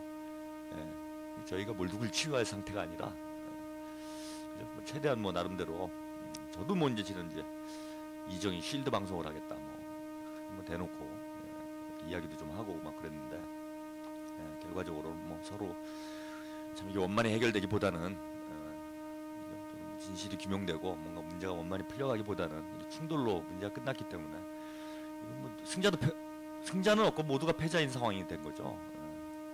이래가지고 지금 사실 뭐 독수리 오영재들도 오늘 어떻게 방송을 해야 될지 상당히 좀 난감하지 않을까 이런데 뭐 그래도 방송은 해야 되니까요. 아마 오늘 뭐 이 통합진보당 이야기 하게 되리라고 봅니다. 예, 그래서 그 오늘 그때도 좀 더 못다한 이야기 뭐 내일이면 올라가니까요. 그때도 좀 더 전해드리도록 하겠습니다. 시간이 많이 지나가지고요. 오늘 김정은 리더십에 대한 주제로 오늘 이야기를 한다고 했는데 뭐 길게 말씀드리긴 어렵겠네요. 그래서 오늘 특징적인 것만 몇 가지 말씀 좀 드리고 나중에 기회가 되면 저도 좀 더 분석을 해보려고 그래요. 상당히 주목되는 부분들이 많습니다. 상당히 젊은 지도자이고 젊은 지도자이다 보니까 패기도 있고 그 새로운 면모와 모습을 상당히 많이 보여주고 있죠. 그래서 김정은 리더십 또 김정은 제1위원장이 앞으로 어떤 정치를 펼쳐나갈까가 사실 직접적으로 우리의 삶에 큰 영향을 미치게 됩니다. 그죠? 긍정적이건 부정적이건 아주 상당한 영향을 미치게 되기 때문에 연구를 안 할래 안 할 수가 없어요. 그리고 좀 가능하면은 저는요 이런 거 연구한다고 국가원법을 잡아가지 말고요. 제가 뭐 누누이 하는 얘기인데 청와대에서 저 같은 사람들을 오히려 초청을 해야 돼요. 맨날 똑같은 얘기하는 사람들, 얼빠진 사람들 얘기만 듣고 있으니까 이게 대북 정책이 뭐 강경하게 하는 건 전 좋다 이거예요. 근데 뭔가 통할 만하게 해야죠. 예. 맨날 되지도 않는 이 일을 그르치는 방향으로 자꾸 대북 정책이 되는데 뭐 각하하고 입장이 좀 다르더라도 다른 각도에서 북한 문제를 연구하고 있는 사람들의 이야기 들어보고 뭐 자기가 판단하면 되는 거 아닙니까? 이 사람 저 사람 얘기를 들어봐서 합리적인 대북 정책을 좀 수립을 해야 되는데 한국 정부 너무 이념 편향이죠. 편향적으로 이렇게 대북 정책을 밀고 나가다 보니까 이게 뭐 장님 코끼리 만지는 식으로 장님이 코끼리 만지다가요 코끼리 다리에 깔려 죽습니다. 지금 딱 그 상황이에요. 괜히 그냥 더듬더듬 이게 코끼리 같긴 한데 이게 뭐야 이 다리가 왜 이렇게 있고 뭐 이러다가 장님이 코끼리 옆에 가 자꾸 더듬으면 코끼리 기분 좋겠어요? 성추행이죠. 성추행은 아닌가요? 하여튼 뭐 동물 추행인가 그럼 코끼리 추행이 되는데 그럼 코끼리도 기분 나쁘잖아요. 그럼 사고가 크게 나게 돼 있는 겁니다. 지금 형국이 그런 형국인데 북한에 대해서 좀 더 연구를 해야 되고 특히 김정일 뭐 제1위원장이 뭐 북한이 붕괴한다 뭐 북한 정치 체제가 불안정하다 뭐 이런 소리 하시는 분들이 있는데 그 아무 근거도 없고 뭐 객관적인 뭐 데이터나 통계 혹은 사실관계를 가지고 그런 얘기를 하면 저도 뭐 귀담아 들을 수가 있겠는데 그냥 뭐 다 소설 쓰고 추정하는 소리고 전혀 그런 징후 오히려 그 반대의 징후들만 확인이 되고 있죠. 김정은 체제가 지금 뭐 상당히 안정적으로 구축되어 가고 있고 뭐 이미 당 국가 군대에 최고 지도자로서 명실상부한 최고 지도자로서 다 뭐 절차가 다 끝나지 않았습니까? 물론 뭐 김일성 주석이 당의 영원한 주석으로 이렇게 되어 있고 김정일 국방위원장이 영원한 국방위원장으로 되어 있지만은 어쨌건 생존해 있는 인물 중에는 김정은 제1위원장이 국가의 지금 최고 수반으로 되어 있는 상황이고요. 당도 뭐 김정일 국방위원장이 제1총비서로 추대가 되긴 됐지만 생존해 있는 지도자 중에는 김정은 제1위원장이 제1비서로 되면서 사실상 이제 그 당을 이끌어가는 이런 위치에 지금 뭐 추대가 됐고요. 뭐 군과 관련해서는 뭐 가장 먼저 조치가 취해졌죠. 뭐 김정일 국방위원장 애도 기간이 끝나자마자 연결식이 끝나자마자 최고사령관으로 추대가 되면서 뭐 군권부터 이미 이렇게 접수를 한 이런 상황입니다. 그래서 당과 국가 군대가 사실상 1인에 집중되는 김정일 제1위원장이 당과 국가 군대 모두를 지휘하는 이런 지금 권한을 행사할 수 있는 상황에 있다. 그래서 뭐 누가 실세가 있다는 둥 꼭 우리 얘기하는 거를 꼭 북한에다 대비시키는 분들이 있어요. 뭐 이정희는 얼굴 마담이고 뒤에 뭐 누가 있다는 둥 이런 소설 쓰지 않습니까? 그거 절대 아니에요. 언제 한번 기회가 되면은요. 이거 자꾸 모르시는 분들이 저도 뭐 이게 얘기를 하기가 좀 그래가지고 뭐 안 하고는 있지만은 언제 한번 기회가 되면은 그 말도 안 되는 소리라는 거를 제가 한번 그 입증을 해드릴 자신이 있습니다. 저는 그런 소리를 할 지금 뭐 상황도 아니고 할 필요도 없기 때문에 가만히 있지만은 뭐 되지도 않는 소리예요. 뭐 그냥 이정희가 누구의 얼굴 마담인 뭐 이런 얘기나 하고 자꾸 뭐 이러면서 그죠? 뭔가 진보당당 지금 통합진보당 흔들고 뭐 자꾸 이러는데 뭐 전혀 그렇지 않습니다. 전혀 그렇지 않고요. 뭐 북한도 마찬가지라는 거예요. 북한을 실질적으로 대표하고 있는 건 이미 이제 김정은 그 제1위원장이고 그렇다면 이제 김정은 제1위원장이 앞으로 반세기 이상 지금 이제 30대 초반이니까요. 뭐 지금 평균 수명 인간의 평균 수명이 80세를 넘어섰으니까 아무리 뭐 짧게 잡아야 지금 반세기 이상 북한을 반세기 동안 이끌어가는 거예요. 반세기 이상 북한을 이끌어 나갈 이 지도자이고 뭐 변동이 있을 가능성이 거의 없습니다. 거의 희박한 상황이기 때문에 이제는 김정은 시대가 시작됐다 이렇게 봐도 과언이 아닌 상황이다. 그러면 고로 뭐 내가 마음에 들건 안 들건 간에 그죠? 이게 뭐 3대 세습인지 아닌지 민주적인지 뭐 독재인지 이런 가치 평가를 떠나서 무엇이 옳고 그르냐를 떠나서 김정은 제1위원장이 앞으로 북한을 반세기 이상 좀 이끌어가게 될 것이고 지금 김정은 시대가 북한에서 활짝 열려 있다라는 객관적 사실 자체는 인정을 해야 됩니다. 인정을 하고 김정은 리더십에 대해서 지금부터 연구를 해야 돼요. 그래야 우리가 북한과 대화를 하건 협력을 하건 혹은 뭐 이명박 대통령처럼 뭐 제가 그걸 지지하는 건 아니지만 대결을 하건 이거 뭐 제대로 능동적으로 뭔가 우리가 주도적으로 뭘 할 수 있는 거잖아요. 근데 뭐 최고 지도자에 대해서 아무것도 아는 게 없고 그걸 좀 알려고 하면은 뭐 법적으로 문제를 삼고 자꾸 그러고 장님 문고리가 아니지 이거네. 장님 코끼리 뭐 만지기 식으로 이렇게 자꾸 대북 정책을 하다 보니까 문제가 터지게 되고 이렇다고 봅니다. 그래서 지금부터 우리 정부뿐만 아니라 뭐 민간급에서도 김정은 리더십에 대한 연구 좀 집중적으로 좀 진행을 해볼 필요가 있지 않나. 그래서 저도 이제 뭐 과거에 통일운동을 했었고 지금도 북미한의 남북관계에 관련해서 많은 뭐 관심을 가지고 저술 활동도 하고 뭐 이래 왔기 때문에 연구를 해보려고 그래요. 그래서 김정은의 북한, 김정은 제1위원장의 북한이 어디로 갈 것인가 이걸 좀 연구를 해보려고 하고 있습니다. 그래서 추후에 조금 더 연구를 해서 한 번 더 다뤄볼 수 있도록 하고요. 오늘은 좀 개괄적으로 제가 뭐 단상 정도가 되겠네요. 몇 개월 됐죠 이제? 지금 5월이니까 5개월여 정도가 됐네요. 10월 16일이었나요? 17일이었나요? 김정일 국방위원장이 열차에서 급서를 한 이후에 사실상 그 날부터 김정은 제1위원장이 후계자로서 당국과 군대를 이끌어왔다라고 보면은 12월 중순이었으니까요. 오늘이 이제 5월 14일인가요? 5월 14일 거의 한 5개월여 정도가 한 150여일 정도 북한을 이끌어오고 있는데 그 과정에서 아직 정리된 얘기는 아니지만 제가 좀 보면서 느낀 점들 이런 것이 김정은 리더십의 어떤 특징이 아니겠는가라고 생각되는 점들 좀 얘기를 해보겠습니다. 이 첫 번째 특징은요, 뭐 김일성의 김정일을 더한 리더십. 뭐 이게 뭐 정확한 표현인지 모르겠는데 이렇게 좀 표현할 수 있지 않겠나 이렇게 좀 봅니다. 그래서 외모를 보면은 뭐 김정일 국방위원장의 아들이지만 손자죠. 김일성 주석의 손자가 되는 건데 이제 가계로 보면은 외모는 김일성 주석을 상당히 뼈가 닮았어요. 뼈가 닮았고 뭐 자타공인하는 바입니다. 서방 언론에서도 뭐 그 참 터무니없는 이제 주장까지 나오는데 뭐 성형수술을 했다는 둥 뭐 별별 얘기가 다 나오긴 하지만 뭐 그런 얘기까지 나온다라는 거는 김일성 주석과 상당히 외모상 유사한 이런 모습들을 많이 보게 된다.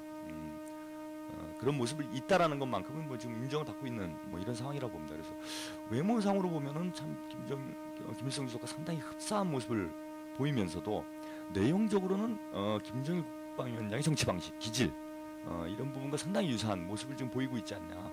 그래서 김일성과 김정일의 정치 방식이 더해진 이런 형태의 지금 정치 행보를 보이고 있다. 라고 좀 가장 먼저 좀 드는 특징은 그건 것 같아요. 그래서 보면은 일단 정치적 내용으로 봐도요, 이번 그 100주년 기념 열병식 연설에서도 드러났는데 김정은 제1위원장이 일단은 북의 주체사상, 성군 정치, 그리고 김정일 국방위원장 사회주의 강성대국 노선 이것을 그대로 계승해 나가겠다라는 의지를 확고히 천명을 했습니다. 그리고 최근에 이제 공개가 돼 있죠. 이른바 4.6 담화라고 하는데 당 대표자 회의 직전에 북한의 조선농당 책임 일꾼들 앞에서 한 담화가 뭐 최근에 공개가 됐습니다. 뭐 언론에도 크게 보도가 됐는데요. 이 내용에서도 보면은 이번 당대회 과정에서 북한의 사상을, 북한의 지도 사상이라고 그러죠. 이제 과거 주체 사상 이렇게 표현해 왔는데, 물론 뭐 기본 주체 사상 맞습니다. 그런데 김정은 제1위원장이 이번에 김일성 김정일주의로 이렇게 정식화를 했어요. 그리고 이걸 당 규약에 반영을 했습니다. 김일성 김정일주의로 이렇게 정리를 하면서 주체 사상, 김일성 주석이 주체 사상을 창시했다고 그러죠. 그리고 김정일 국방위원장은 주체 사상을 체계화 정식화했다라고 알려져 있고요. 여기에 더해서 주체 사상을 발전 풍부화시키는 성군 정치 이론, 강성대국 이론을 김정일 국방위원장이 보완을 했다, 발전을 시켰다. 고로 북한의 조선노동당의 지도 이념은, 지도 사상은 김일성 김정일주의로 명명할 수 있겠다라는 입장을 밝혔습니다. 그러면서 조선노동당의 성격도 김일성 김정일의 당이다 이렇게 정리를 했죠. 그러면서 이번에 당 규약 개정안에도 이런 내용들이 그대로 좀 반영이 된 것으로 이렇게 알려져 있습니다. 이와 같은 입장을 표명을 했다라는 건요, 사상적으로뿐만 아니라 정치 방식, 그다음에 향후 북한을 이끌어가는 어떤 방향성까지도 김일성 주석과 김정일 국방위원장의 그런 사상과 정치 활동 방식을 그대로 이어나가겠다라는 의지를 피력한 이런 것으로 볼 수 있습니다. 이런 면에서 볼 때 김정은 리더십이 김일성 주석과 김정일 국방위원장의 어떤 그 정치 틀로부터 크게 벗어날 가능성은 거의 없지 않겠나, 이렇게 좀 보이고요. 그 백돌 100주년 기념 열병식에서도 그 재차 그런 얘기를 했는데 이런 언급이 있었죠.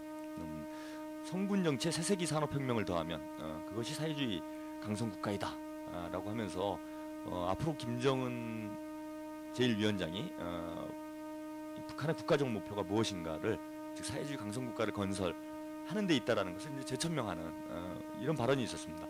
근데 거기서 사회주의 강성국가를 어떻게 만들 것인가를 성군 정치와 새세기 산업혁명으로 요약을 한 거죠.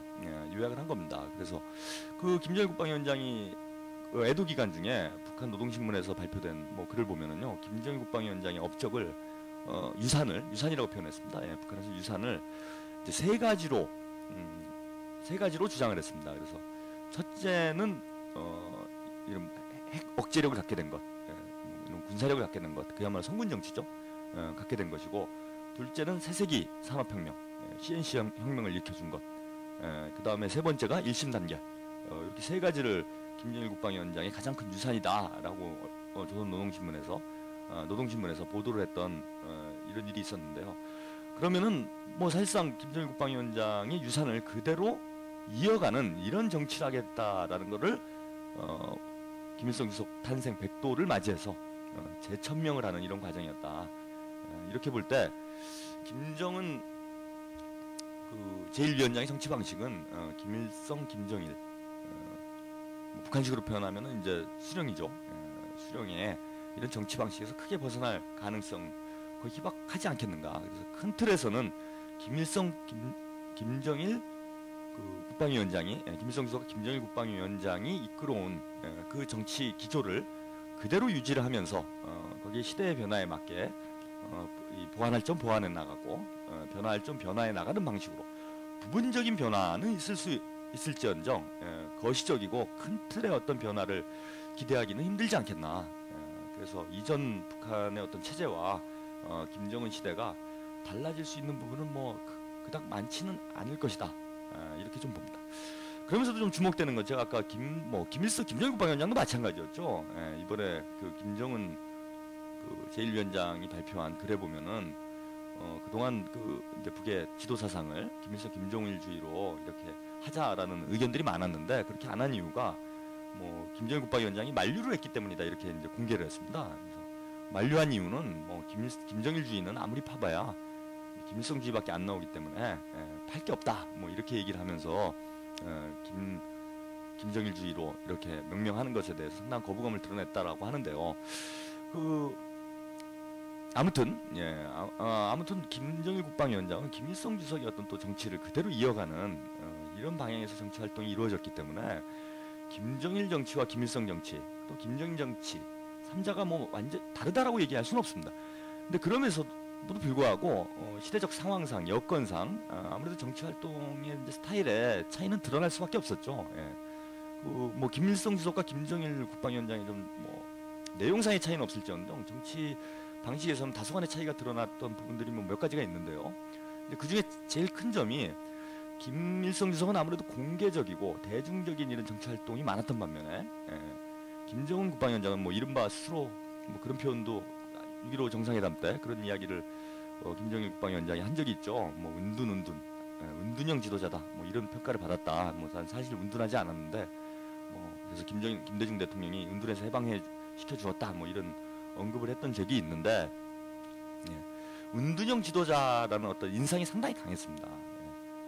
반면에 뭐 김일성 주석 같은 경우에는 뭐 국가를 만들기 이전부터 정치 활동을 했고 항일 투쟁의 과정에서 북한의 최고 지도자로 추대되는 이런 일련의 과정을 거치지 않았습니까? 그래서 쉽게 얘기하면 이제 대중정치 활동을 통해서 국가 최고 지도자가 되는 이런 활동이 좀 많았죠. 그러다 보니까 공개적인 활동이 뭐 공개 연설이랄지 이런 부분들이 뭐 자연스럽게 상당히 많았던 이런 지도자이고 뭐 이미 알려다시피 뭐 연설력이 뛰어난 연설력, 선동력이 아주 뛰어난 이런 지도자로 알려져 있습니다. 반면에 김정일 국방위원장 같은 경우에는 사실 거의 공개 연설이 없죠. 육성 공개가 처음 된 게 제가 92년인가요? 최고사령관으로 추대가 되면 조선인민군 최고사령관으로 추대되면서 열병식 때 간단한 육성 연설이 있었습니다. 조선인민군 장병들에게 영광이 있으라라는 아주 짤막한 연설을 했고 6.15 남북 정상회담 시기까지는 뭐 전혀 육성이 60에 이르러서야 서방 진영에 육성이 전면적으로 공개가 될 만큼 상당히 베일에 가려져 있었던 좀 내향적인 이런 정치 활동을 많이 보였다 이렇게 봅니다. 그건 전 두 가지 이유가 있다고 보는데요. 하나는 이제 김정일 국방위원장은 김일성 주석이 어떤 그 체제를 그 기틀을 잡는 이런 후계자로서의 역할에 상당히 비중이 가 있었습니다. 그러다 보니까 김일성 주석을 잘 받드는 쪽 이런 활동의 중심을 둘 수밖에 없었던 또 둬야 했던 두고자 했던 이런 상황이었다라는 거죠. 그러다 보니까 모든 초점이 김일성 주석으로 모아지도록 하는 이런 정치 활동을 하는데 주력을 했습니다. 그러니까 공개 활동이 아무래도 그러면 좀 줄어들 수밖에 없죠. 김정일 국방위원장의 공개 활동이 잦아지면 잦아질수록 뭐 초점이 분산될 수밖에 없지 않겠습니까? 그러다 보니까 김일성 주석이 생전에 뭐 사후에도 마찬가지고요. 사후에도 마찬가지고 김일성 주석을 이렇게 부각시키기 위한 정치 활동에 전념을 하다 보니까 공개 활동을 상당히 제한하는 이런 방식의 활동을 할 수밖에 없었던 이런 부분이 있었다고 봅니다. 그리고 두 번째로는 뭐 김일성 주석 사후에 북한이 상당히 좀 어려움 많이 겪었잖아요. 그러다 보니까 김정일 국방위원장의 정치 활동의 중심이 대외적이고 공개적인 활동보다는 내실을 다지는 쪽으로 특히 이제 성군 정치를 표방했듯이 또 군의 역할을 강화하는 쪽, 그래서 군과의 접촉이 이게 막 상당 많은 활동을 집중시킬 수밖에 없었던 이러한 또 상황적 특수성 두 가지가 좀 있었다고 봅니다. 그러다 보니까 뭐 본의 아니게 서방 진영에서 전문가들은 뭐 여러 가지가 있죠. 뭐 좀 대인기피증이 있는 거 아니냐, 대중 연설에 자신이 없는 거 아니냐, 뭐 이러저러한 여러 가지 추론들이 있었는데 뭐 남북 정상회담 두 차례 거치면서 확인된 것은 뭐 대인 관계에 문제가 있거나 뭐 연설력에 문제가 있어서 김정일 국방위원장이 공개 활동을 하지 않은 것은 아니다라는 것을 뭐 확인할 수가 있었습니다. 뭐 아주 거침없는 언변과 유머, 그다음에 대담한 어떤 그 화술, 뭐 사실 전 세계가 깜짝 놀랐죠. 뭐 정치 11단이라고 하는 김대중 대통령도 높게 평가할 정도로 대중정치 지도자로서의 대중정치인으로서의 면모도 뭐 잘 보여줬다고 봅니다. 또 노무현 대통령도 마찬가지였죠. 뭐 노무현 대통령 하면 아주 원변이 뛰어나고 재치가 있고 그래서 임기응변이 뛰어난 이런 정치인으로 알려져 있었는데 노무현 대통령과의 어떤 정상회담 과정에서도 전반적으로 보면은 이제 이렇게 주도해 나가는 이런 모습들을 많이 보여줬기 때문에 어떤 대중 정치 활동 능력에 문제가 있어서 이런 공개 활동을 뭐 최소한 이런 것은 아니었다라고 봅니다. 아니었다라고 봐요. 상황 논리상 그리고 또 북한 내부적인 상황 논리죠. 김일성 주석 중심의 이러한 국가로 만들어가야 되는 이러한 과제를 김정일 국방위원장이 후계자로서 첫 번째 후계자였죠. 또 첫 번째 후계자로서 갖고 있었기 때문에 그야말로 당과 국가 군대의 시조로서 김일성 주석의 확고부동한 지위를 다져나가는 그야말로 그 후계자의 역할에 뭐 집중되다 보니 이런 공개 활동이 좀 적었던 것, 그리고 90년대 중후반부터 북이 이른바 고난의 행군을 거치면 상당히 어려운 시기를 거쳐왔기 때문에 사실은 뭐 내실을 다지는 쪽에다 활동에 비중을 둬야 되는 생애 솔직히 말년에는 대외 활동 상당히 많지 않았습니까? 중국도 뭐 여러 차례 방문을 했고 뭐 러시아도 뭐 방문을 하고 뭐 이렇게 대외 활동이 활발해진 걸로 봐서는 어떤 정치 김정일 국방위원장의 정치 스타일의 문제라기보다는 정치적 상황 논리가 김정일 국방위원장의 활동이 보다 내향적인 이런 활동에 좀 제한될 수밖에 없었던 이런 좀 조건이 있지 않았나 이렇게 봅니다. 반면에 지금 김정은 뭐 제1위원장 같은 경우에는 아주 상당히 개방적이고 개방적인 일단 정치 행보를 보여주고 있어요. 뭐 여러 차례 지금 놀랄만한 뭐 일들이 있었는데 아까 뭐 이제 첫 번째 그 한반도 소식 전해드리면서 첫 번째 소식으로 전해드렸던 것 중에 하나가 아주 공개적으로 이렇게 북한 일꾼들의 부족점을 질타하는 뭐 이런 모습을 보면서 상당히 좀 놀랍지 않은 날이 보이고요.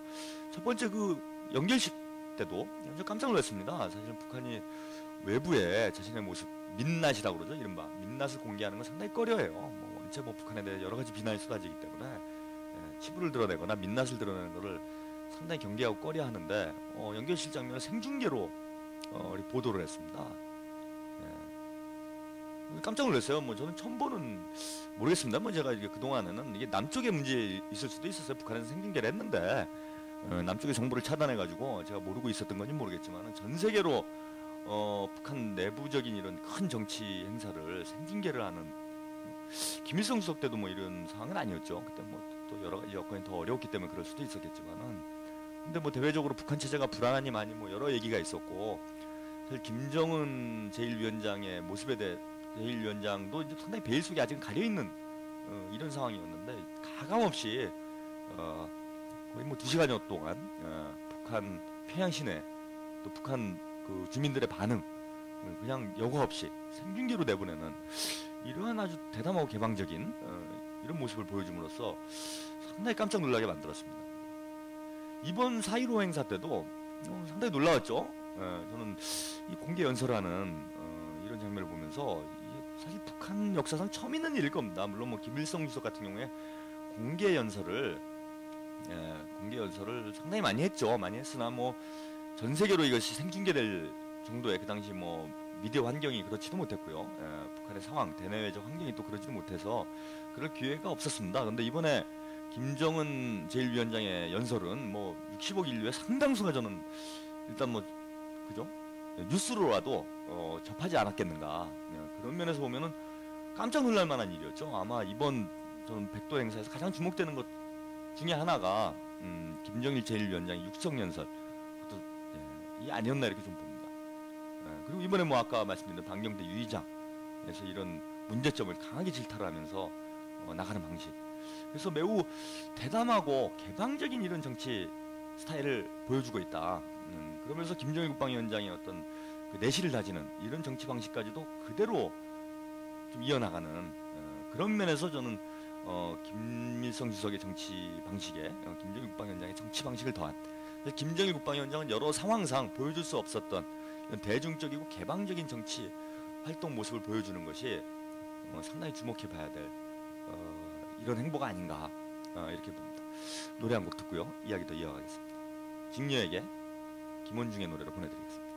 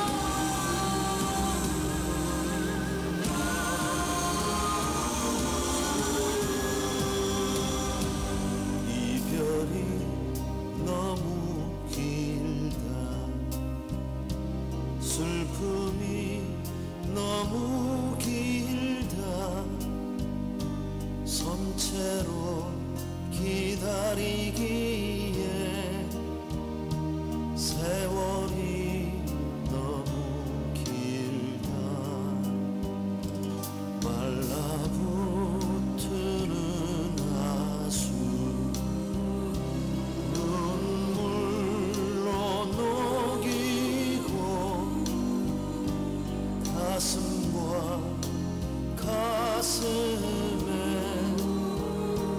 모두 떠올러와 그대 손짓하는 연인아 은하수 건너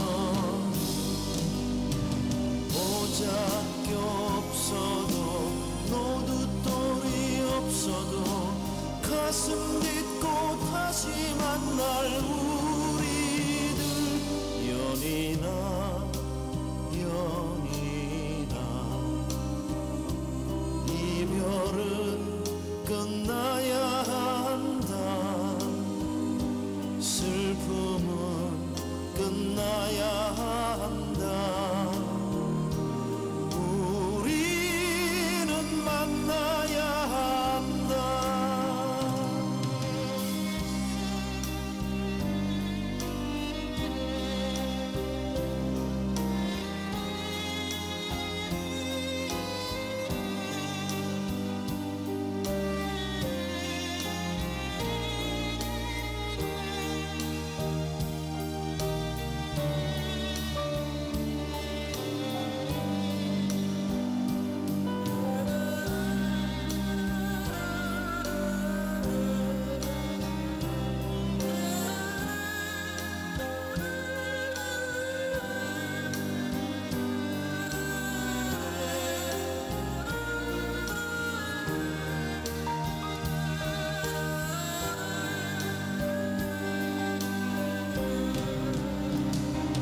그대 손짓하는 연인아 은하수 건너 보잘게 없어도 노두돌이 없어도 가슴 딛고 다시 만날 우리들 연인아 연인아 이별은 끝나야 한다 슬픔은 끝나야 한다 우리는 만나야 한다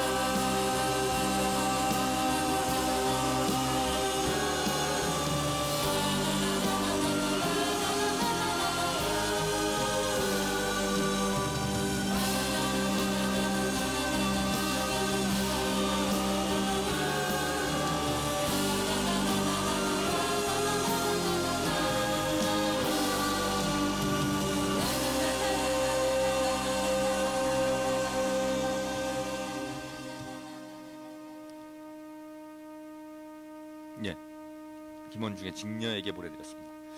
오늘 뭐 이러저런 얘기를 우왕좌왕하다 보니까요, 시간이 상당히 많이 지났네요. 그래서 노래를 더 보내드려야 되는데 다는 못 보내드릴 것 같아요. 그래서 마지막 곡으로 그냥 저는 아시죠? 제 선곡 방식 순서대로 선착순 가시나무새 그 다음 순위가 가시나무새였기 때문에 가시나무새를 보내드리도록 하겠습니다. 패튀김도 부른 게 있네. 패튀김으로 보내드릴까요? 여러 가지 여러 사람이 불렀습니다. 가시나무새를. 원래는 시인과 촌장의 노래가 원곡인가요? 여러 사람이 불렀는데 일단 두 개 다 없어요. 안 보여요. 도송모도 안 보이고요. 제가 못 찾는 건지 시인과 청장도 안 보이기 때문에 패튀김 튀김 중에서도 패튀김을 먹으면 안 되죠. 좋은 튀김 먹어야죠. 기분이 우울하니까 농담도 우울하네요. 재미도 없고 이게 뭐 하자는 건지 아무튼 죄송합니다. 저도 이게 사람이요 컨디션이 좋아야 유머도 돼요. 컨디션이 안 좋으면요 아무리 웃기려고 애를 써도 웃기는 게 아니라 사람 그냥 열만 나게 하죠. 아무튼 뭐 죄송합니다. 패튀김 버전으로 가시나무새를 마지막으로 보내드리도록 하겠습니다. 그러다 보니까 정작 오늘 김정은 리더십에 대해서 알아보겠다 이렇게 말씀을 드렸는데 별로 한 얘기도 없는데 시간이 다 끝났네요. 한 5분 정도 이야기를 드리고 마무리를 좀 해야 될 것 같습니다. 아까 말씀드린 대로요, 제가 좀 더 연구를 해서 오늘은 뭐 아주 좀 단상 수준의 몇 가지 느낀 점 정도죠. 이 정도를 좀 말씀 좀 드리고 있고 다음에 좀 더 정리를 해서 뭐 앞으로 계속 한번 연구를 해봐야 될 문제인 것 같아요, 그죠? 한반도에서 가장 오랫동안 한반도에서 지도자의 위치에 있게 될 사람입니다. 이거만큼은 뭐 부인할 수가 없어요. 뭐 예상치 못한 상황이 벌어질 수도 있겠는데 그건 뭐 누구도 단언할 수 없는 문제고요. 정상적으로 본다라면 북한 체제의 여러 가지 상황을 놓고 볼 때 지금 현존하는 정치인 중에 한반도에서 가장 오랫동안 최고 지도자적 위치에 있게 될 사람입니다. 이 사람을 좋아하건 싫어하건 이 사람이 문제가 있건 뛰어난 사람이건 어쨌건 간에 한반도에서 가장 오랫동안 최고 지도자의 위치에 있게 될 그런 인물이기 때문에 여러분들 관심을 좀 가져야 돼요. 욕만 해서는 안 됩니다. 뭐 욕한다고 문제 해결돼요? 김정은 리더십 문제는 앞으로 기회가 있을 때 한 번 더 좀 더 연구를 해서 좀 말씀 좀 드리도록 하겠습니다. 그리고 이제 또 하나 이제 주목되는 건요, 아까 이제 김일성 주석의 김정일 국방위원장의 정치 방식을 좀 더한 스타일이 아니냐, 그러면서도 약간의 차이점들이 있다.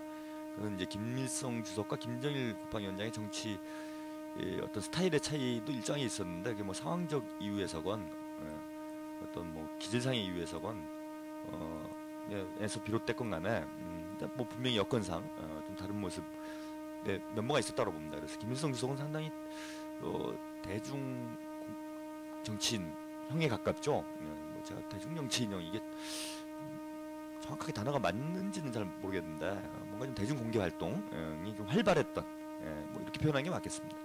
이런 지도자였던 반면에 김정일 국방위원장은 사실 그런 모습을 내부적으로는 모르겠어요. 뭐 내부적으로는 제가 북한에 안 가봤기 때문에 내부에서는 어떤지 모르겠으나 대외적으로 볼 때는 이렇게 대중 공개 정치 활동이 그닥 많지는 않았기 때문에 뭐 서구 사회에서는 운동형 지도자다 뭐 이런 평가가 있을 정도로 좀 내향적 이런 정치 활동을 좀 보여줬다.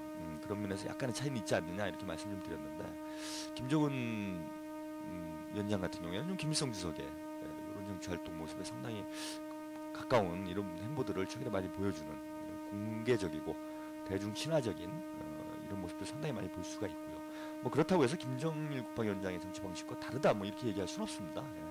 그냥 아까 말씀드린 대로 그 당시에 정치적 상황에서 그 기인한 부분이 상당히 크기 때문에 뭐 김정일 국방위원장이라고 해서 뭐 대중 정치 활동이 없었다. 뭐 김정일 국방위원장의 정치 활동의 가장 기본적인 방식이 현지 지도, 이른바 그 민생 밀착 방식 아니겠습니까? 그래서 그 뭐 주민과의 직접적인 소통을 통해서 이끌어가는 방식이었기 때문에 김정일 국방위원장도 그런 면에서 보면 내적으로는 일단 뭐 대중 친화적인 대중지향적인 이런 정치 활동을 보여줬다라고 봅니다. 그런데 대외적으로 볼 때 이제 이렇게 여건상 어려운 부분이 있었는데 이런 것이 이제 다시 뭐 정상화되는 것 아니겠나 저는. 이런 북한의 여러 가지 상황이 뭔가 다 정비가 되고 북한 체제가 안정화에 접어들면서 들어가면서 북한 지도자의 대내외적으로 공이 좀 대중 친화적인 대중지향적인 이런 북한 지도 리더십의 형태가 김정은 제1위원장 대에 와서 본격화되는 것 아닌가 이렇게 좀 볼 수 있을 것 같고요. 뭐 기본적으로는 김일성 주석과 김정일 국방위원장의 사상과 정치 방식에서 뭐 크게 벗어난 건 없을 거라고 봅니다. 거의 그대로 간다라고 보면 된다. 그래서 어떤 변화를 기대하는 것은 아직 북한 체제를 정확히 이해하지 못한 데서 나오는 뭐 착시가 아니겠는가 이렇게 좀 봅니다. 그리고 두 번째 제가 뭐 좀 주목된 특징은요, 뭐 아까 뭐 대중 친화성, 뭐 대중 뭐 공개 활동이 좀 많다 이런 것도 있었는데, 두 가지 부분 이제 뭐 성군 정치를 계속 계승해 나가겠다 이런 건 뭐 거듭 누차 강조를 해왔고, 김정은 제1위원장이 군인으로서 정치 활동을 출발을 한 것 아니겠습니까? 그래서 군인으로서 어떤 비중 활동이 가장 군의 어떤 정치 활동의 비중이 상당히 가 있는 건 맞죠. 그래서 지금 최고사령관으로 추대된 이후에 보면은 여전히 뭐 김정일 국방위원장이 해오던 것과 마찬가지로 성군 지도, 성군 영도라고 그러죠. 북한식 표현으로 하면 성군 영도 활동이 뭐 대다수 비중을 차지하고 있습니다. 그럼에도 불구하고 또 주목되는 건 뭐냐면 뭐 이제 경제 부문이라든지 문화 부문, 뭐 다양한 전방위적으로 김정은 위원장의 어떤 정치가 뭐 활발하게 진행이 되고는 있는데요. 그 중에서도 주목되는 것은 민생 관련 부분, 내 어떤 현지 지도, 집중적인 활동이 좀 두각을 나타내고 있다. 특히 민생 부분에서도 주민생활과 직결된 부분이죠. 근데 뭐 큰 기업소를 간다든지 뭐 그런 게 전혀 없는 건 아니지만은 중화학공업이나 뭐 대규모 기업소를 방문하는 경우도 상당히 많은데 현실 주민생활과 밀착되는 아주 직접적으로 연관되는 이런 부분에 대한 지도, 그래서 눈에 띄고 있는 부분이 많이 있습니다. 그래서 최근에 보면은 뭐 그 만수대 고기상점 이게 뭐 개관식에 이렇게 참여한 부분이라든지 아까 뭐 말씀드렸다시피 만경대 유의장, 뭐 사실 유의장 같은 경우에 지금 굳이 뭐 아직 절박하게 필요한 문제는 아니잖아요. 먹고 사는 문제가 오히려 더 절박을 하고 먹고 사는 문제 해결돼야 이제 뭐 유의장도 가고 이러는 건데 그런 부분이라든지 또 뭐 릉나도에 지금 새로운 유의장을 두 곳을 현지지도를 하고 있습니다. 그래서 이 현지도 공사를 하고 있죠. 제가 말을 좀 이상하게 했네. 릉나도에 이제 대규모 또 유의장을 건설하고 있는데 이곳을 또 두 번이나 최근에 현지지도를 하는 행보를 보여줬어요. 네. 그래서 김정은 지금 제1위원장의 정치는 뭐 이건 김정일 국방위원장이 뭐 유운이기도 하죠. 그리고 김정일 국방위원장이 이제 가장 생애 말년 가장 집중하고 가장 고심했던 부분이 뭐 북한식 표현을 하면 인민생활 향상, 지금 민생 문제를 해결하는데 가장 그 활동의 중심이 놓여 있었기 때문에 뭐 달라진 면이라고 보기는 힘들지만은 아마 재밌는 거는 그죠? 그 민생 부분에서도 뭔가 어떤 삶의 질을 향상시키는 부분들. 뭐 예컨대 뭐 굶어 죽느냐 마느냐의 민생 문제는 이제 식량 문제로 집중이 되잖아요. 근데 이제 삶의 우리 먹거리의 질 문제로 가면은 이제 막 고기 문제, 얼마큼 양질의 이런 영양 섭취를 하게 되는가 이런 쪽으로 가는 건 이제 뭐 육류 섭취량 이런 쪽으로 가게 되는데 이제 그런 쪽에 뭐 현지지도가 집중된다든지 아까 말씀드린 대로 뭐 놀이공원이라든지 유의장, 극장과 같은 문화생활, 즉 삶의 질을 보장하는 이런 경제활동 부분에 현지도가 집중되고 있는 걸로 봐서는 김정은 리더십의 가장 큰 초점은 북한 경제를 정상화하는 것을 뛰어넘어서 북한 주민들의 전반적인 생활상이 높은 수준에 도달함으로써 북한 경제의 부흥기를 열어가는 그런 지도자로서의 어떤 면모를 보여주는데 좀 집중이 되어 있는 것 아닌가. 그래서 김일성 주석이 주체사상을 창시하고 북한의 당과 국가, 군대를 창건한 이런 북한의 그야말로 시조와 같은 인물의 위치였다라면은 김일성 주석은 북한 체제를 다지고 김정일 국방위원장 북한 체제를 다지고 성군 정치를 표방함으로써 미국과 뭐 이만 북한식 표현하면 제국주의와의 대결전을 승리로 이끄는 이런 역사적 업적이 이제 북에서 높게 평가를 받고 있다라면은 김정일 국방위원장은 이 토대 위에 김정은 제1위원장은 이 토대 위에 그야말로 북한 경제가 부흥을 해서 북한을 선진국의 발전에 올려놓는 이런 활동에 뭔가 집중돼 있지 않는가 이렇게 좀 봅니다.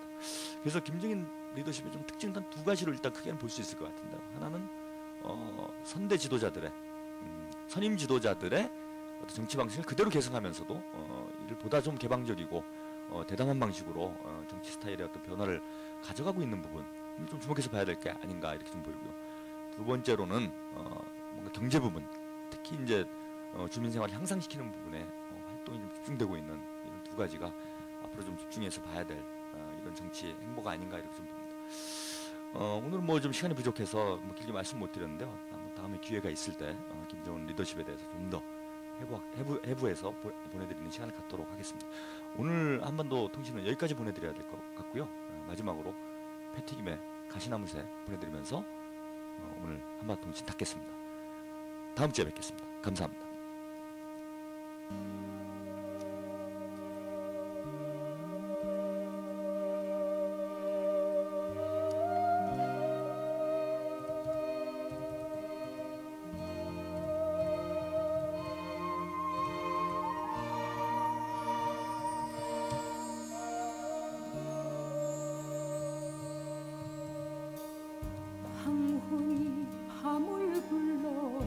달이 떠도 고독에 떨고 있는 가시나무 새 어둠이 안개처럼